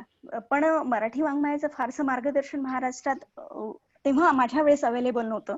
तेव्हा मी मराठी वाङ्मयाची तयारी, मला कित्येक जणांनी सल्ला दिला होता की मराठी वाङ्मय ठेवू नको, हा फारसा स्कोरिंग विषय नाही तेव्हा. 2010-11च्या ट्रेंडमध्ये, पण तरीही मी तो विषय ठेवला होता. म्हणजे बऱ्याच जणांचं असं असतं की जिथे स्कोरिंग चांगलं येतं, ट्रेंड चांगला आहे, असे विषय निवडावे असा बऱ्याच जणांचा सल्ला असतो. तो सल्ला मला पण मिळाला होता, पण कदाचित मला असं वाटत होतं की मराठी वाङ्मय मला बऱ्यापैकी स्कोर देऊ शकतो. याचं कारण असं होतं की मला सांगावंसं वाटतं की मी जेव्हा MPSC साठी मराठी वाङ्मय हा विषय ठेवलेला होता, तर तेव्हा माझा जो मी आता सांगितलं होतं राजपात्री अधिकाऱ्याच्या परीक्षेत मी सुदैवाने पहिले आले होते महिला आणि संवर्गात. तर तेव्हापासून आजपर्यंत माझ्या मराठी वाङ्मयाचा मला सांगितलं जातं त्याच्याप्रमाणे आजपर्यंत तरी मी सध्याचे लेटेस्ट रिझल्ट पाहिले नाही, माझ्या मराठी वाङ्मयाच्या विषयाचा स्कोरचा रेकॉर्ड आजपर्यंत तरी मोडलेला नाही कोणी. मला सुदैवाने इतके चांगले मार्क मिळालेत त्याच्यामुळं त्याची पार्श्वभूमी होती म्हणून मी मराठी वाङ्मय ठेवायची रिस्क घेतली आणि ती रिस्क घेतली आणि सुदैवाने यशस्वी ठरले. तर असं पण होऊ शकतं. मला असं वाटतं UPSC देणारी या पण गोष्टीचा विचार करायला काहीच हरकत नाही. जो विषय तुम्हाला आवडतो, ज्या विषयावर तुम्हाला विश्वास आहे आणि ज्या विषयाची तयारी तुम्ही मनापासून उत्तमरित्या करू शकता, तो विषय तुम्ही ठेवायला खरंच काही हरकत नाही. आणि हा सगळा प्रवास तुम्हाला कारण वेळेच्या थोड्याशा कमी उपलब्ध नसल्यामुळं आणि जरा माझी प्रकृती ठीक असताना तुम्हाला असं जाणवत असेल की मला बोलताना थोडासा त्रास होतोय, तर तुम्हाला कुणाला असं वाटत असेल की मी कसा प्रवास केलाय किंवा मी कसे अभ्यास केला किंवा कुठल्या सिच्युएशन मधून ओव्हरकम करत मी IAS झाले, यात मी काही भाग दूरदर्शननी माझ्या आयुष्यावर 1 तासाचा पूर्ण लाईव्ह कार्यक्रम घेतला होता. तो युट्यूबवर अवेलेबल आहे. तसंच UCN वाहिनीनी पण पुन्हा मला एक माझा गौरव केला होता. तो पण भाग त्यांनी युट्यूबवर टाकलेला आहे. तसंच बऱ्याचशा गोष्टी आज युट्यूबवर अवेलेबल आहे. ती लिंक मी तुम्हाला अवेलेबल करून देईन, त्याच्यावर बघू शकता. त्याच्यात बऱ्यापैकी डिटेलमध्ये मी सगळ्या गोष्टी सांगितलेल्या आहेत. याच्या इतपर तुम्हाला काही प्रॉब्लेम UPSCच्या संदर्भात किंवा कुठल्याही संदर्भात ऍज एक स्त्री म्हणून तुम्हाला आयुष्यात काही अडचणी आल्यास, जर मला वेळ असला मी केव्हाही तुम्हाला आनंदाने मदत करण्यास तयार आहे. तर तुम्ही मला ते प्रश्न विचारू शकता. मी ती लिंक पण अवेलेबल करून देईल. तर मला असं वाटतं की मी हा जो प्रवास सांगितलेला आहे हा आता साठी तरी इनफ आहे. म्हणजे तुम्ही तुमचे प्रश्न किंवा तुम्ही विचारू शकता या सगळ्या गोष्टीवर आणि मी सलगपणे बोलू शकत नाही माझ्या तब्येतीच्या कारणामुळे, जरा त्रास होतोय म्हणून. तर जर तुम्हाला काही अजून काही माझ्याकडनं अपेक्षा असल्यास किंवा माझ्या जीवन प्रवास म्हणा किंवा कुठल्या ह्याच्यावर असल्यास मी सांगायचा प्रयत्न करेन, तर तुम्ही विचारू शकता या गोष्टी. ओके, मी डॉक्टर जगताप सरांना विनंती करतो की त्यांनी त्यांचा क्वेश्चन विचारायचा आहे. नमस्कार मॅडम. नमस्कार. मी डॉक्टर जगताप, मी सटाण्यामध्ये प्रॅक्टिस करतो. इथे MD मेडिसिन आहे. तुम्हाला एक अशी विनंती करायची, ज्यावेळेस तुम्ही तुमच्या सासरी याल सटाण्यामध्ये त्यावेळेस आमच्या क्लबला अवश्य भेट द्या. तुम्हाला आत्ताच हे इन्व्हिटेशन देतो. आणि एक दुसरी गोष्ट अशी आहे की हा पर्सनल क्वेश्चन आहे की आपलं मॅरेज कधी झालं हा आपण या प्रवासामध्ये सांगितलं नाही, आणि तुमच्या पतीने तुम्हाला कशी मदत केली हे काही तुम्ही सांगितलं नाहीये. त्यामुळे सांगितलं तर बरं पडेल, कारण शेवटी आम्ही तुमच्या सासूरवाडीकडले आहोत, आमच्या माहेरचेच आहेत असं समजा, आम्ही त्यांच्या माहेरचेकडले आहोत. तुम्ही जर आम्हाला सांगितलं तर बरं होईल. हो, अर्थात 2012 मध्ये लग्न झालं.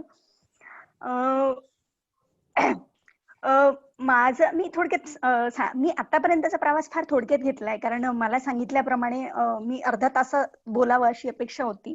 आणि मी आताच पुन्हा सांगते की जरा मला माझ्या तब्येतीच्या कारणामुळे सलग बोलू शकत नाही किंवा जास्त मी बोलू शकत नाही, त्याच्यामुळे मी अतिशय थोडक्यात सांगितलं.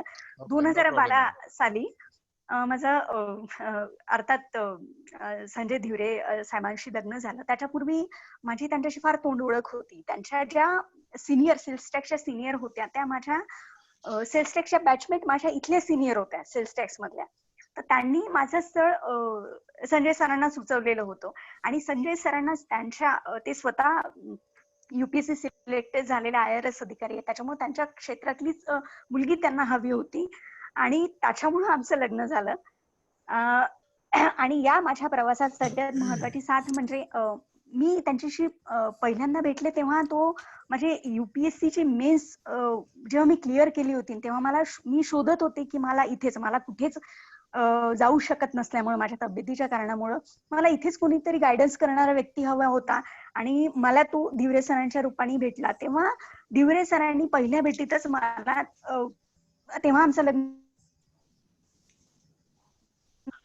त्यांनी जी UPSC ची तयारी केली होती इंटरव्ह्यूची त्याचं पूर्ण पाठ माझ्या हाती ठेवलं. म्हटलं की हे सगळं मी तुम्हाला देतोय, तुम्ही याच्या व्यतिरिक्त काही असले तरी मला विचारा. तर तेव्हा मी त्यांना कधीही फोन करून मला सर अशा संदर्भात हे मार्गदर्शन हवंय, ते हवंय, ते हवंय असं जेव्हा सांगायचे तेव्हा संजय सरांनी जे हाताशी येईल, जे जसं उपलब्ध होईल तसं मला मार्गदर्शन केलं. इव्हन जेव्हा मला वाटलं की मला कुठेतरी वाटत होतं की मी अशा भारतातल्या सगळ्यात कठीण परीक्षेचा इंटरव्ह्यू कुठल्याही प्रिपरेशन शिवाय देते, कुठल्याही कोचिंग क्लासच्या मार्गदर्शना शिवाय देते, त्यामुळे त्यांनी मला सल्ला दिला की हा तुमचा मायनस पॉईंट नसून हा तुमचा प्लस पॉईंट आहे.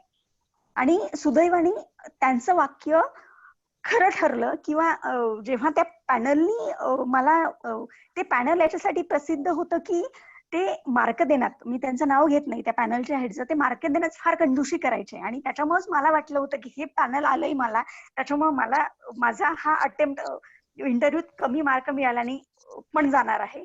पण त्या इंटरव्ह्यू पॅनलने मला इतके भरभरून मार्क दिले याचा खरंच, कारण मी सरांचं ते वाक्य लक्षात ठेवलं होतं की तुम्ही विदाऊट एनी प्रिपरेशन इंटरव्ह्यूला सामोरे जाताय, हा तुमचा मायनस पॉईंट नसून हा तुमचा प्लस पॉईंट आहे. कारण तुम्ही जे बोलाल ते तुमच्या आतलं असेल, ते खरं असेल आणि तुम्ही कुठल्याही प्रिपरेशन शिवाय जाताय, त्याच्यामुळं तुम्ही जे बोलाल ते त्यांच्यासाठी फार वेगळं असेल, ते तुमच्यासाठी नव्हे किंवा त्या पॅनलसाठी पण फार वेगळं असेल. आणि हे वाक्य त्यांचं जेव्हा मला रिझल्ट आला, जेव्हा मी इंटरव्ह्यूचे मार्क पाहिले तेव्हा मला जाणवलं की, आणि त्याच्यानंतर अर्थात आमच्या घरच्यांची भेट झाली, त्यांनी आमचं लग्न ठरवलं. आम्ही अतिशय साध्या, कारण मला मसुरीला प्रशिक्षणासाठी जायचं होतं, ते NLT प्रशिक्षण घेत होते, त्याच्यामुळे आम्हाला सुट्या मिळत नव्हत्या. त्याच्यानंतर मी दिवस राहिले, नंतर मी महाराष्ट्रात आले. या सगळ्या प्रवासात मी जेव्हा विचार करत होते की मी नंतर ताबडतोब मी मसुरीला जाते, मसुरीकडून हे जाते, तेव्हा त्यांनी मला म्हटलं की आपल्या आयुष्याचा it's a part and parcel of our life, आपल्याला पुढचं आयुष्य असंच जगायचंय, ते आनंदाने जगूया. त्याच्यामुळं मी किंवा एवढ्या मोठ्या डिस्टन्स आम्हाला कधीच काही त्रास झाला नाही, कधीच काही जाणवलेलं नाही. आणि इव्हन ऍक्च्युअली असं असतं की मुलगी सासरी आल्यानंतर सासरच्यांशी काळजी करणं अपेक्षित असतं, त्याच्याकडनं अभिप्रेत असतं. पण या व्यक्तीने जेव्हा त्यांना माहिती होतं की मला वडील नाहीत, माझ्या अतिशय खराब होते, जेव्हा मी आउट ऑफ महाराष्ट्र प्रशिक्षणासाठी जाते किंवा नोकरीसाठी जाते, तर तेव्हा त्यांनी माझ्या माहेरचा पण तेवढंच माहेर पुरवलं. आणि तेव्हापासून आतापर्यंत मी आताच सांगितले की माझ्या थोड्याशा बिझी शेड्यूलमुळं किंवा ह्या कोविडच्या सगळ्या प्रकरणामुळं किंवा मला अक्षरशः माझी छोटी मुलगी 9 महिन्याची आहे, आता मोठी मुलगी 5 वर्षाची आहे, तर हे सगळं सांभाळून मी ऑफिस पण करते. एवढं सगळं करताना तुमच्या समोर आणण्याचं खरं श्रेय त्यांना जातं, कारण हे सगळं होत असताना तुम्हाला अहिरीजी जाणवत असेल की तुमचा सरांशी जास्त कॉन्टॅक्ट होता, माझ्याशी नाही. मी फक्त आता शेवटच्या क्षणी येऊन तुमच्याशी बोलते. म्हणजे हे सगळं कोऑपरेट करणं, हे सगळं मॅनेज करणं. आणि सुदैवाने मी तुम्हाला सांगितलं की माननीय राष्ट्रपती प्रतिभाताई पाटील यांच्या हस्ते मला माझा सन्मान झाला. एवढंच नव्हे तर जेव्हा मी सेरिकल्चर सारखं अतिशय नवीन डिपार्टमेंट जॉईन केलं, तेव्हा सुदैवाने मी त्या डिपार्टमेंटला माझ्या डोक्यातल्या काही नवीन योजना, काही नवीन गोष्टी देऊ शकले आणि त्याची परिणती 30 वर्षात त्या डिपार्टमेंटला पहिलं राष्ट्रीय पारितोषिक मिळण्यात झाली. त्याच्यासाठी मी सगळ्यांच्या सोबत घेतलेले जे इफर्ट्स होते, नवीन स्कीम होत्या, मी शेतकऱ्यांपर्यंत किंवा इंडस्ट्रियलिस्ट पर्यंत जे काही नवीन स्कीम राबवल्या, की नवीन वातावरण तयार केलं किंवा नवीन गोष्टी जी मेहनत घेतली, त्याच्यामुळे माझं घराकडे थोडंफार दुर्लक्ष व्हायचं. तर या सगळ्या गोष्टी मध्ये माझ्या पाठीशी उभं राहण्यास माझ्या पाठीशी खंबीरपणे उभं राहण्यास माझे पिता माझी पहिली प्रेरणा आहे. तर माझ्या पतीचा सहभाग अतिशय मोलाचा ठरलो. माझ्या वडिलांनी मला अतिशय इंडिपेंडंट कणखर बाई बनवलं, पण त्या इंडिपेंडंट कणखर बाईच्या मुखे जो पुरुष उभा आहे तो तुमचे संजय धिवरे सर आहेत. त्याच्यामुळे मला जे बक्षीस मिळतं, मला जे एक कर्तृत्ववान बाई, म्हणजे मी स्वतःला समजत नाही कर्तृत्ववान बाई वगैरे, पण मला असं उल्लेखण्यात येतं, मला संबोधण्यात येतं. मी एका डिपार्टमेंटची महाराष्ट्राची प्रमुख आहे. महाराष्ट्राची प्रमुख या नात्याने मला बऱ्याच गोष्टी मी सांगते, आत्ताही सांगते. या कोविडच्या परिस्थितीत मला फक्त 9 महिन्याची मी कुठल्याही सुट्या घेतल्या नाही. 9 महिन्याची मुलगी असून मला 5 वर्षाची मुलगी आहे. दोन्ही मुलींना पाहते. माझी आई आजारी असते, बेड रिटर्न आहे. तिला पण मी बघते. माझ्या डिपार्टमेंटचं मी फार काही याच्याशिवाय काही अजूनपर्यंत सुट्या घेतलेल्या नाहीये. मी अजून काही प्रसंग आल्यास असं मी घरून फायली बघते. हे सगळं करताना मला माझ्या पतीची अतिशय महत्वाची साथ मिळते. आणि जे माझा गौरव जो होतो किंवा मला एक कर्तृत्ववान बाई जे म्हटलं जातं, म्हणजे मी आता सांगितलं की सखी सह्याद्री या दूरदर्शननी लाईव्ह 1 तासाच्या माझ्या लाईफवर प्रोग्राम केला होता. UCN वाहिनीने पण या महिला दिनी मला महाराष्ट्रातली एक कर्तृत्ववान महिला संबोधलंय. माननीय सुषमा स्वराज आणि माननीय स्मृती इराणीजी यांच्यातर्फे पहिल्यांदा 30 वर्षात मी डिपार्टमेंटला काहीतरी अचीव्ह केलं म्हणून मला राष्ट्रीय स्तरावरचा सन्मान देण्यात आला. मला माननीय सावित्रीबाई फुले किंवा आता जो उल्लेख झाला शशिकलाताई बेलसरे असो किंवा अजून अनेक तऱ्हेचे पुरस्कार अवॉर्ड मिळाले, जे जो काही माझा छोटा जीवन प्रवास आहे त्याच्यासाठी ते दिल्या गेले.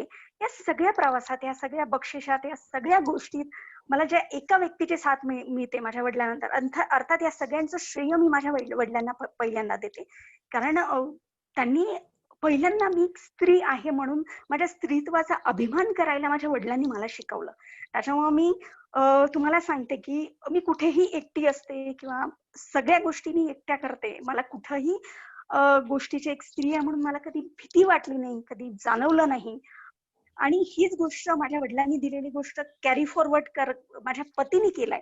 ती अतिशय समर्थपणे मला साथ देत आहेत.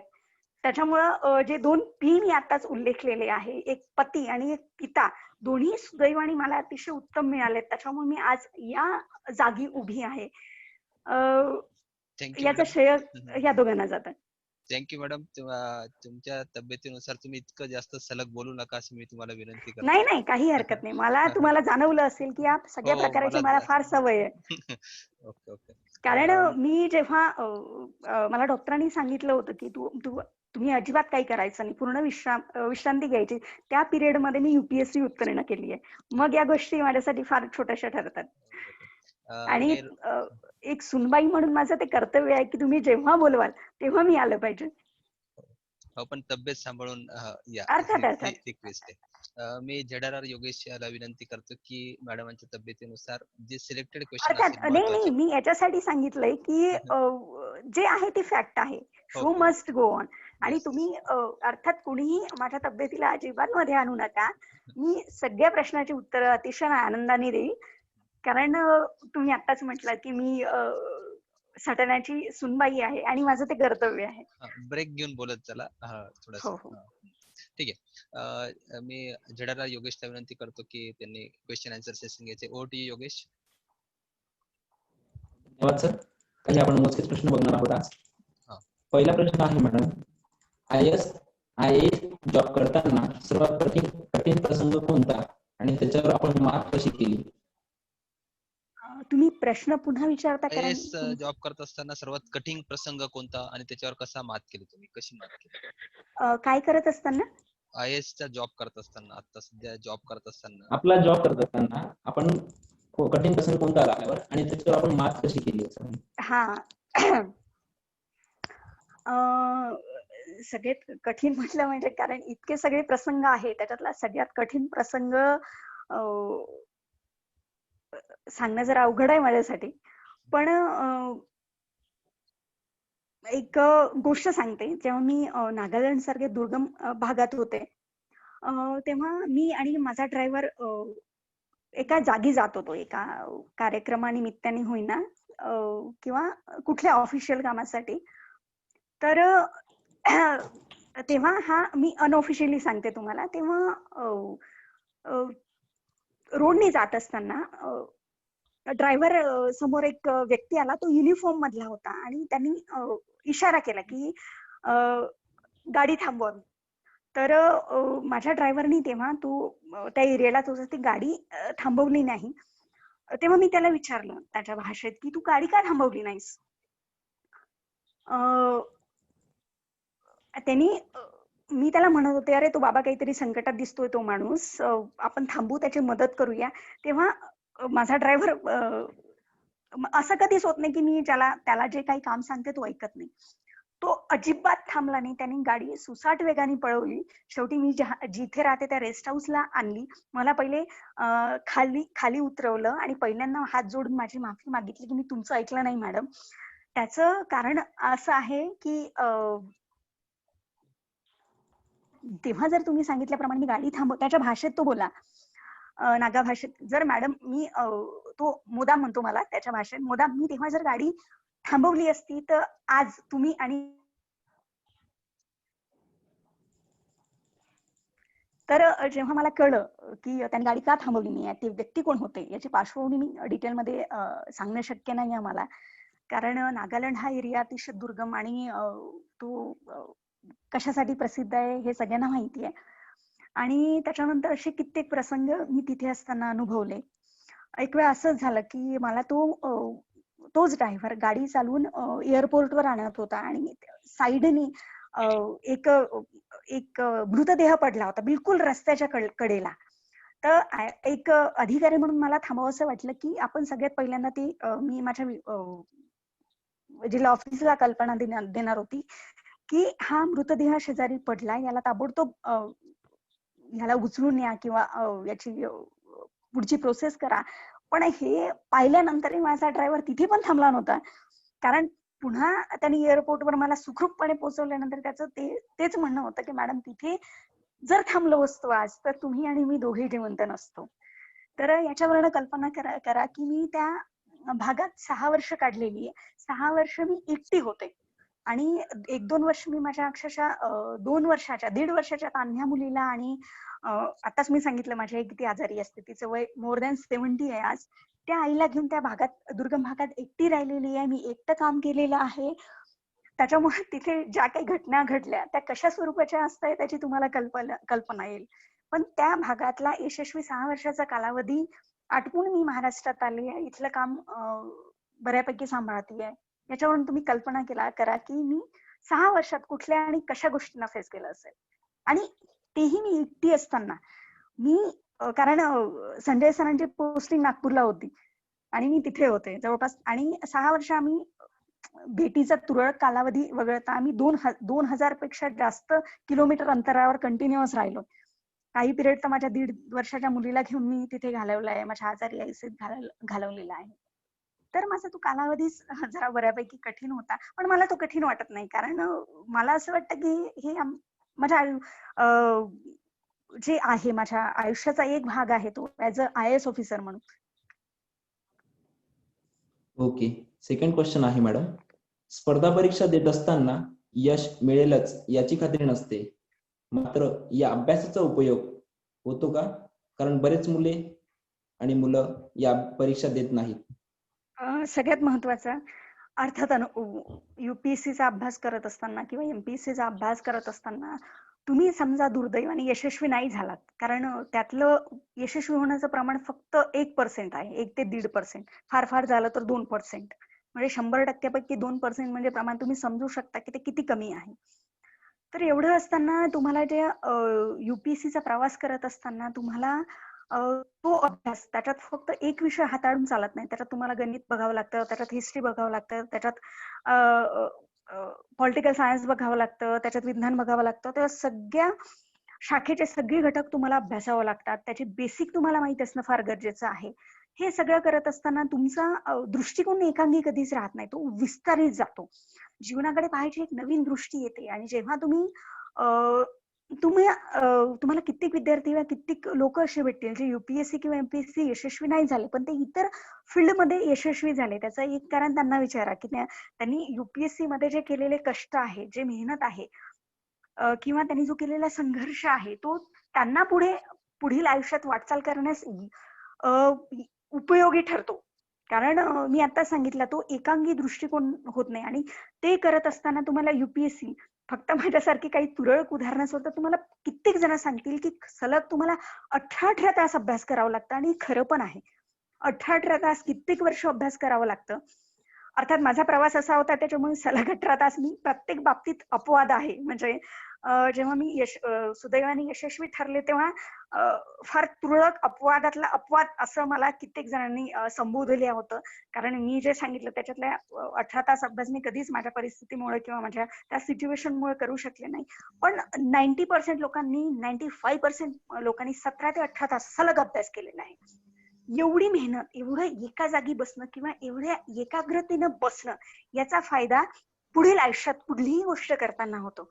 मी आताच सांगितलंय, माझ्यासमोर कित्येक गोष्टी, इव्हन सलग आत्ता पण मी एवढं सगळं असताना सलग तुमच्या समोर उभी राहून बोलतेय, किंवा मी सलग आता काही ऑफिस जॉईन केल्यानंतर मला काही त्रास होत असताना मी सलग काम करू शकते बसू. हा त्या पार्श्वभूमीचा परिणाम आहे. कारण मी सलग एका जागी एका गोष्टीसाठी सलगपणे एवढा वेळ देऊ शकते. हे जर कॅरी फॉरवर्ड केलं मी, तर ते मी आज माझं घर सांभाळताना, माझ्या मुली सांभाळताना, माझी फॅमिली सांभाळताना, त्याच रीतीने मला प्रशासन सांभाळतानाही मी त्याच जोशाने किंवा त्याच त्वेषाने किंवा तेवढीच मेहनत करून मी तेवढा वेळ त्यांना देऊ शकते. याचं फलित आहे ते. ओके मॅडम, आपण युपीएससी एक्झाम कोणत्या वर्षी पास झाल्या आणि त्या वर्षी आपल्या मुलाखतीचा अनुभव सांगावा? अर्थात मी 2011 साली युपीएससी ची परीक्षा पास झाली आणि 12ची मी IAS, माझी IAS ची बॅच 12ची आहे. आणि आता सांगितल्यामुळे माझ्या बॅच मधली मी एकमेव महाराष्ट्रीयन महिला होते. आणि ती माझी सगळ्यात मेगा बॅच होती. म्हणजे जवळपास 169 जण हिस्ट्री बनवली होती आमच्या बॅचनी, एवढे सिलेक्ट झालेले. ती पहिली बॅच होती IAS अधिकाऱ्यांची. तर माझा इंटरव्ह्यूचा अनुभव पण हा सगळ्यांपेक्षा वेगळा आहे. मी आत्ताच सांगितलं, मला मॉक नव्हता. मी पुण्यात यशदाला जायला प्रयत्न केला, पण मला लिटरली 2 दिवसात परत यावं लागलं होतं माझ्या प्रकृतीच्या कारणाने. कारण मला जी पथ्य होती, माझ्या ॲब्डोमिनल ट्युबरक्युलोसिस मुळे मला जी पथ्य सांगितली होती, किंवा मी हे खाऊ नये, नुसतं बॉईल अन्न खाल्लं पाहिजे किंवा बॉईल केलेलं पाणी पिलं पाहिजे, हे तिथे शक्य नव्हतं त्या सगळ्या याच्यात. तर मला परत यावं लागलं होतं आणि मी घरीच माझी मुलाखतीची तयारी केली. मी मुलाखतीसाठी अगोदरच्या दिवशी मला सरांकडनं माहिती पडलं होतं की माझ्या मुलाखतीचं पॅनल या बाई हेड करतात, या मॅडम हेड करतात. त्या अतिशय हुशार अभ्यासू म्हणून लौकिक होता, पण त्यांच्यासोबत त्यांचा एक लौकिक असा होता की त्यांनी अतिशय मार्क देण्याच्या बाबतीत फार कंजूस म्हणून प्रसिद्ध होता. त्याच्यामुळे माझ्या मनाची तयारी अशी झालेली होती की हा अटेम्प्ट आपला जाणार किंवा इंटरव्ह्यूत मला चांगली मार्क पडणार नाही. आणि माझी मेंटॅलिटी मी तशी बनून गेली होती की आता जे सामोरं आहे ते त्याला सामोरं जायचं आणि बस इंटरव्ह्यू देऊन परत यायचं. जवळपास अर्धा तास माझा तो इंटरव्ह्यू चालला. त्याची सुरुवात फार इंटरेस्टिंग होती. मी आता सांगता एक गोष्ट राहिली की माझ्या ॲब्डोमिनल ट्युबरक्युलोसिसमुळे मी स्वतःच्या प्रकृतीकडे, तो कितीतरी वर्षापासून माझ्या अंगात होता, पण मी त्याच्याकडे दुर्लक्ष केल्यामुळं काय झालं होतं की त्या ॲब्डोमिनल ट्युबरक्युलोसिसमुळे माझा एक कान खराब झाला होता. अजूनही माझा एक कान डॅमेज आहे. मी कित्येक वर्ष हिअरिंग एड वापरलेला आहे आणि मला अजूनही व्यवस्थित ऐकायला येत नाही. तर त्याचं काय झालं होतं की त्या दिवशी इंटरव्ह्यू पॅनलच्या हेड त्या मॅडम होत्या. मी एंट्री घेतली, मी त्यांना विश केलं आणि त्यांनी मला बसायला सांगितलं. मी बसले. तर इंटरव्ह्यू पॅनलच्या हेडनी विचारलं, खात्रतच विचारलं मला की Bhagyashree, sorry, I can't speak properly today because I have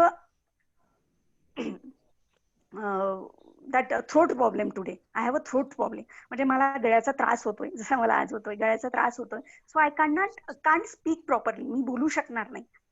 तर मी फ्लुएंटली त्यांच्यासमोर म्हणून गेले, it's okay madam, you can't speak properly, I can't hear properly. म्हणजे मॅडम तुम्ही बोलू शकत नाही आज व्यवस्थित, मी ऐकू पण शकत नाही व्यवस्थित. तर त्याचं कारण हे आहे. तर माझ्या त्या ज्याला म्हणतो फ्लुएंटली बोलण्यावर म्हणजे ते अख्खं ते पॅनल हसून उठलं आणि इंटरव्ह्यूचा ताण तिथे मोकळा किंवा मी सहस्फूर्तपणे मी बोलून गेले होते की तुम्हाला जर मॅडम बोलता येत नसेल तर मला पण ऐकता येत नाही व्यवस्थित, नो इश्यू. तर मॅडम पण त्या फार गंभीर होत्या, पण त्यांच्या चेहऱ्यावर पण मी हसू पहिल्यांदा पाहिलं त्या दिवशी. तर मग इंटरव्ह्यूला सुरुवात झाली. तर इंटरव्ह्यू देत असताना मला एक प्रश्न विचारण्यात आला. मी विदर्भातली आहे, त्याच्यावर तो बेस्ड होता. तर ते मला प्रश्न विचारण्यात आला, जर तुम्ही तुमचं सिलेक्शन झालं, तुम्ही विदर्भातच एका जिल्ह्याचे जिल्हाधिकारी म्हणून गेलात, तर तुम्ही प्रायोरिटीवर तिथला कुठला प्रश्न हँडल कराल? तर तुम्हा सगळ्यांना माहिती आहे की आत पण तो प्रश्न तेवढाच गंभीर आहे, तेव्हा पण तो तेवढाच गंभीर होता. तर माझ्या तोंडून निघून गेलं की मॅडम, जर मी जिल्हाधिकारी म्हणून माझ्या विदर्भातल्या एखाद्या जिल्ह्यात गेले, तेव्हा शेतकऱ्यांच्या आत्महत्या मला तिथला महत्वाचा प्रश्न वाटतो. मी त्याच्यावर मला काही करावंसं वाटेल, अर्थात एक डीएम म्हणून किंवा जिल्हाधिकारी म्हणून. तर त्यांनी मला म्हटलं कसं करशील? तर मी त्या प्रोसेसमध्ये त्यांना सगळं सांगत होते स्टेप बाय स्टेप की ॲज अ डीएम म्हणून मी तिथे अशा उपाययोजना राबवायचा प्रयत्न करेल, हे करेल. आणि हे करत असताना मला एक शेततळ्याच्या बाबतीत एक संकल्पना त्यांना उलगडून दाखवायची होती. डॉक्टर रेड्डी कंपनीची घ्यायची मला. डॉक्टर रेड्डी. हॅलो. 15. हा, तर मी शेततळ्याची संकल्पना त्यांना उलगडून दाखवत असल्याने त्यांना शेततळ्यासाठी एक अल्टरनेटिव्ह वर्ड मला सुचत नव्हता हिंदी किंवा इंग्लिशमध्ये. तर तेव्हा त्यांचा पुढचा प्रश्न होता की व्हॉट इज दिस शेततळा?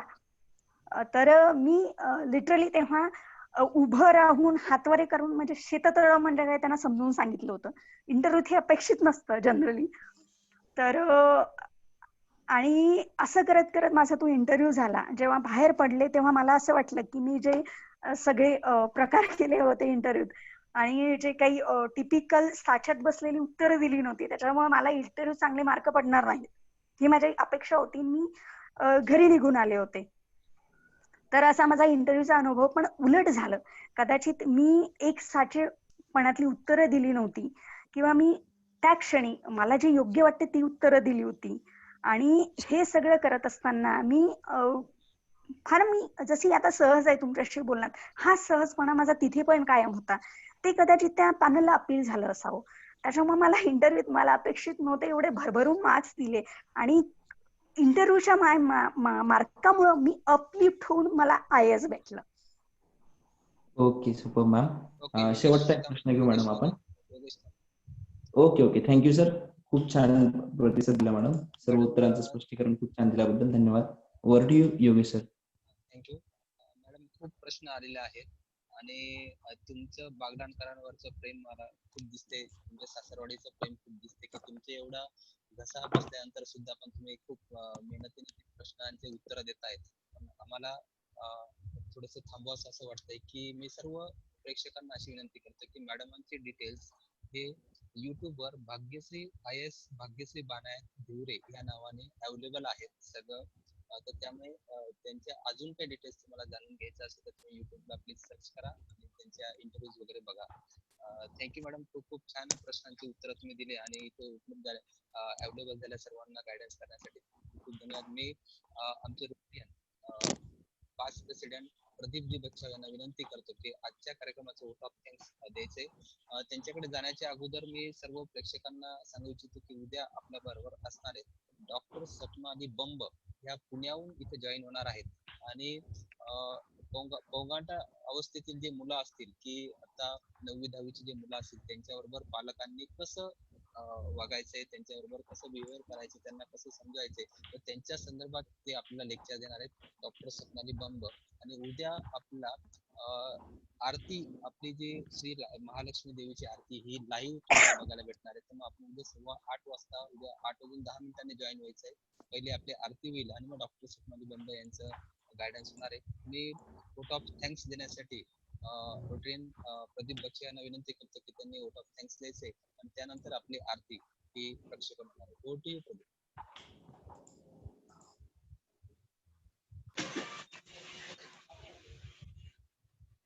प्रदीपजी बोलू शकतात तुम्ही. नमस्कार. मी रोटेरियन प्रदीप बच्छाव. आजच्या कार्यक्रमाला उपस्थित 3030 चे प्रांतपाल शब्बीर सर शाकीर, कार्यक्रमाचे प्रमुख पाहुणे IAS अधिकारी भाग्यश्री धिवरे मॅडम, आज उपस्थित कार्यक्रमाला सर्व प्रेक्षक वर्ग, क्लब ऑफ सटाणा बागलांचे अध्यक्ष योगेश आहिरे सर, सचिव उमेश सोनी व महालक्ष्मी ट्रस्ट आणि सर्व रोटरी सदस्यांतर्फे मी सर्वांचे आभार मानतो. नमस्कार. नमस्कार.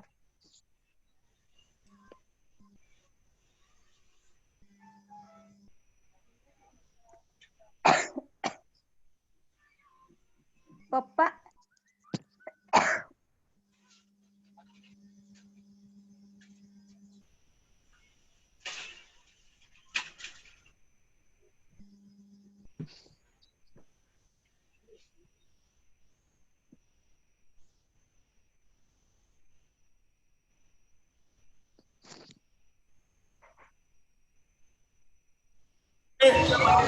आज नवरात्रीचा 8वी माळ निमित्तानं आम्ही देवस्थान ट्रस्टच्या वतीनं असा एक उपक्रम केलेला आहे, ज्या आमच्या भगिनी दिवसभर या शहराचं वैभव सुस्वच्छता निर्माण करण्यासाठी प्रामाणिकपणे कष्ट करतात आणि खऱ्या अर्थाने आमच्यामध्ये हिंदू संस्कृतीप्रमाणे ह्याच खऱ्या लक्ष्मी आहेत. कारण ज्याच्या हातामध्ये झाडू आहे तीच खरी लक्ष्मी आहे. हातामध्ये घरामध्ये ज्यावेळेला झाडू फिरतो त्यावेळेला लक्ष्मीचा खऱ्या अर्थाने त्या ठिकाणी रास होतो, खऱ्या अर्थाने लक्ष्मीचा तिथे प्रवेश होतो. म्हणून दरवर्षी या सगळ्या भगिनींना हा मान त्यांचा सदैव राहील असं या दिवशी आम्ही सांगतो. या प्रत्येक भगिनीला आज रोजी अतिशय सन्मानानं अभिमानानं आईसाहेबांच्या दालनामध्ये बोलून त्यांचा यथोचित त्यांच्या हातून सत्कार केला जाईल आणि ह्याच भगिनींना पुनश्च आई जगदंबेच्या चरणी महालक्ष्मी चरणी आम्ही अशी विनंती करू. या शहराचं वैभव, या शहराचं आरोग्य सांभाळण्यासाठी त्यांच्या मनगटामध्ये, त्यांच्या शरीरामध्ये त्यांना दीर्घ आयुष्य लाभो ही आई जगदंबेच्या चरणी महालक्ष्मी चरणी प्रार्थना करतो.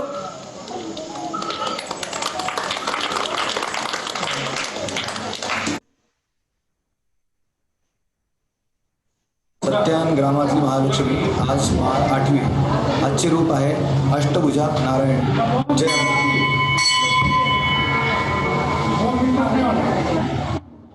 आरती लावून या, खाली ठेवा, आरती लावून ताट ठेवा.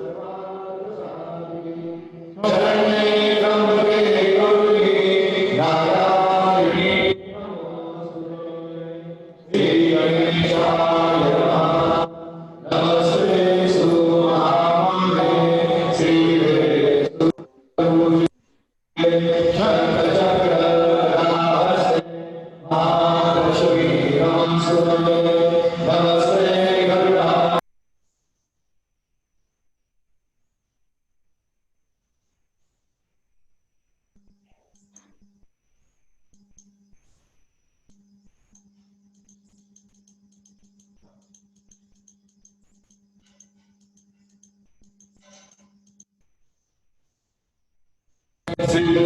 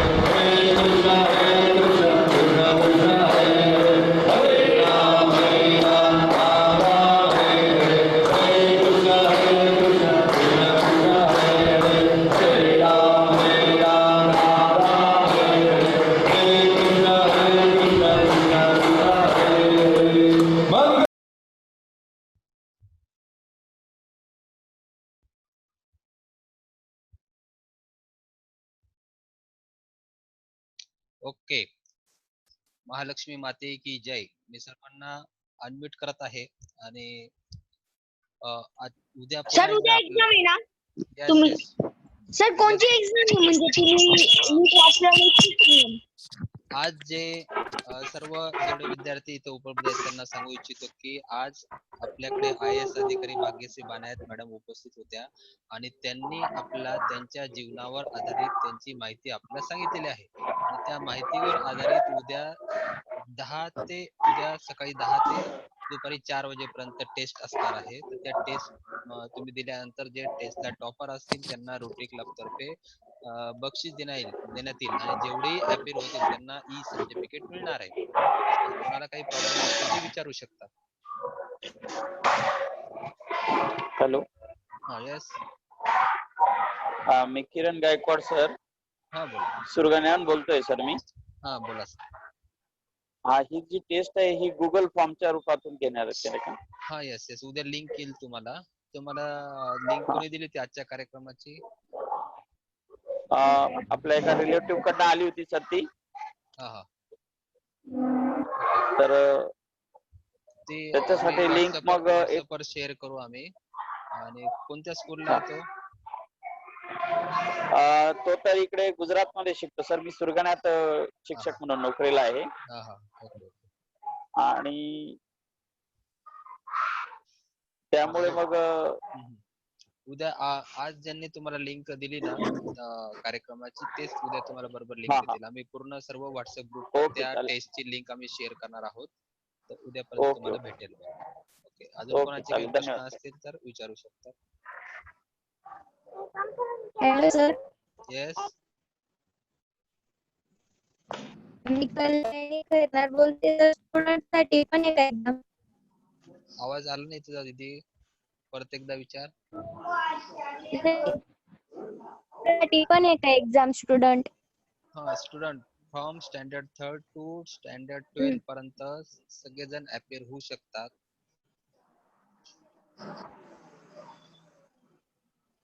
Okay. Thank you sir. Okay. Umesh Soni. Yes sir. उद्याचा सब्जेक्ट बरोबर सांगितलं की मी का अजून वेगळा सब्जेक्ट होता मॅडमांचा? नाही तोच सब्जेक्ट आहे जो जिला सांगितला होता तोच आहे. उद्या विद्यार्थ्यांबरोबर पालकांनीही आपल्या याला हजर राहायचंय. डॉक्टर स्वप्नाली बंब आपल्या तरुण मुलांशी कसं बिहेवियर करायचं घरी तर त्या संदर्भात आपल्याला मार्गदर्शन करण्यासाठी पुण्याहून त्यामुळे जास्तीत जास्त संख्येने उपस्थित राहा. खूप छान माहिती त्या प्रमुख पाहुणा दिसतो.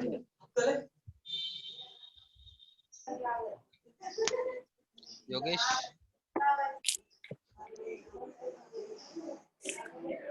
भेटू शकतो. अजून जेवढेही उपस्थित आहेत त्या सर्वांना मी सांगू इच्छितो की rotary club of Satana Baglan, rotary club of Satana Baglan आणि प्राईड तर्फे यंदाच्या दिवाळीसाठी आपल्या घरी जे आपण न वापरणारे कपडे असेल ते आपण ज्या गरजू व्यक्तींपर्यंत पोहोचवणार आहोत.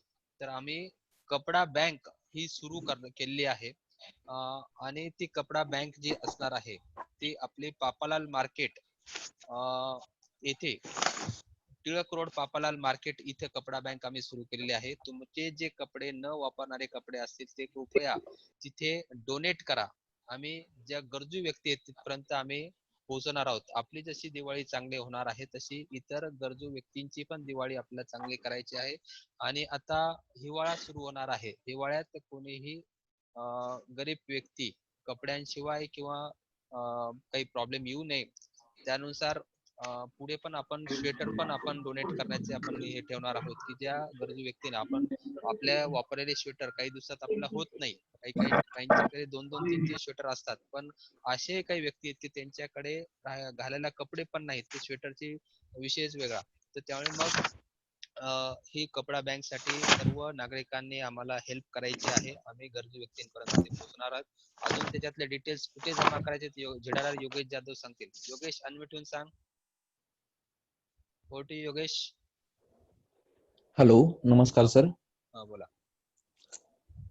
आपण कपडा बँक जी चालू करणार आहोत ते 3 ठिकाणी 3 प्लेसमध्ये सटाणा शहरात आपण राबवणार आहोत. पहिली Papalal market, Baba's boot house, Tilak रोडला. Second Tejal medical, Nampur road, Satana. आणि third Tejal pride, Bhakshi road, Satana. या 3 ठिकाणचे आपल्याला कॉन्टॅक्ट नंबर आणि डिटेल्स उद्या आपल्या सेशन चालू असताना पोस्ट होतील. तर सर्वांनी कॉन्टॅक्ट मधील सदस्यांना फोन करून आपले असतील ते कपडे, नवे कपडे, न वापरलेले कपडे देऊ शकता. Thank you sir. Okay. Yes Radhika, unmute होऊन बोलू शकते. प्रोटेक्टर राधिका. Yes sir. हा, जे योगेशने सांगितले ते तुझ्या स्पीच मध्ये आम्हाला सर्वांना ऐकायचं आहे. राधिका प्लीज डिटेलिंग देऊन द्या सर्वांना परत एकदा. Okay. We are starting now the कपडा बँक. कपडा बँक ही यासाठी आयोजित करत आहोत आपण की सण दिवाळी साजरा हा प्रत्येक जण करतो आणि प्रत्येकाच्याच घरी दिव्याने उजाळा होतो. पण जी आपली मुख्य गरजा असतात जसं अन्न, वस्त्र आणि निवारा, त्यामध्ये ह्या दोघी मूलभूत गरजा होतात पूर्ण.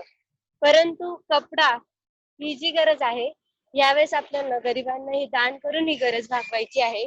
त्यासाठी मी सर्वांना विनंती करू इच्छिते की कृपया काही ना काही तुम्ही एक मोलाचा वाटा याच्यामध्ये देऊ शकताय. जेही तुमचे चांगले कपडे असतील ते जे कोणी वापरू शकताय, कुणाच्या कामा येऊ शकताय, असे प्लीज डोनेट करावे एवढीच विनंती करते.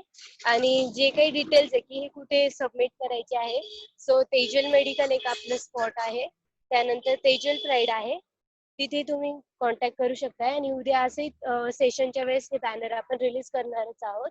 सो डिटेलिंग त्यावर येईल सर.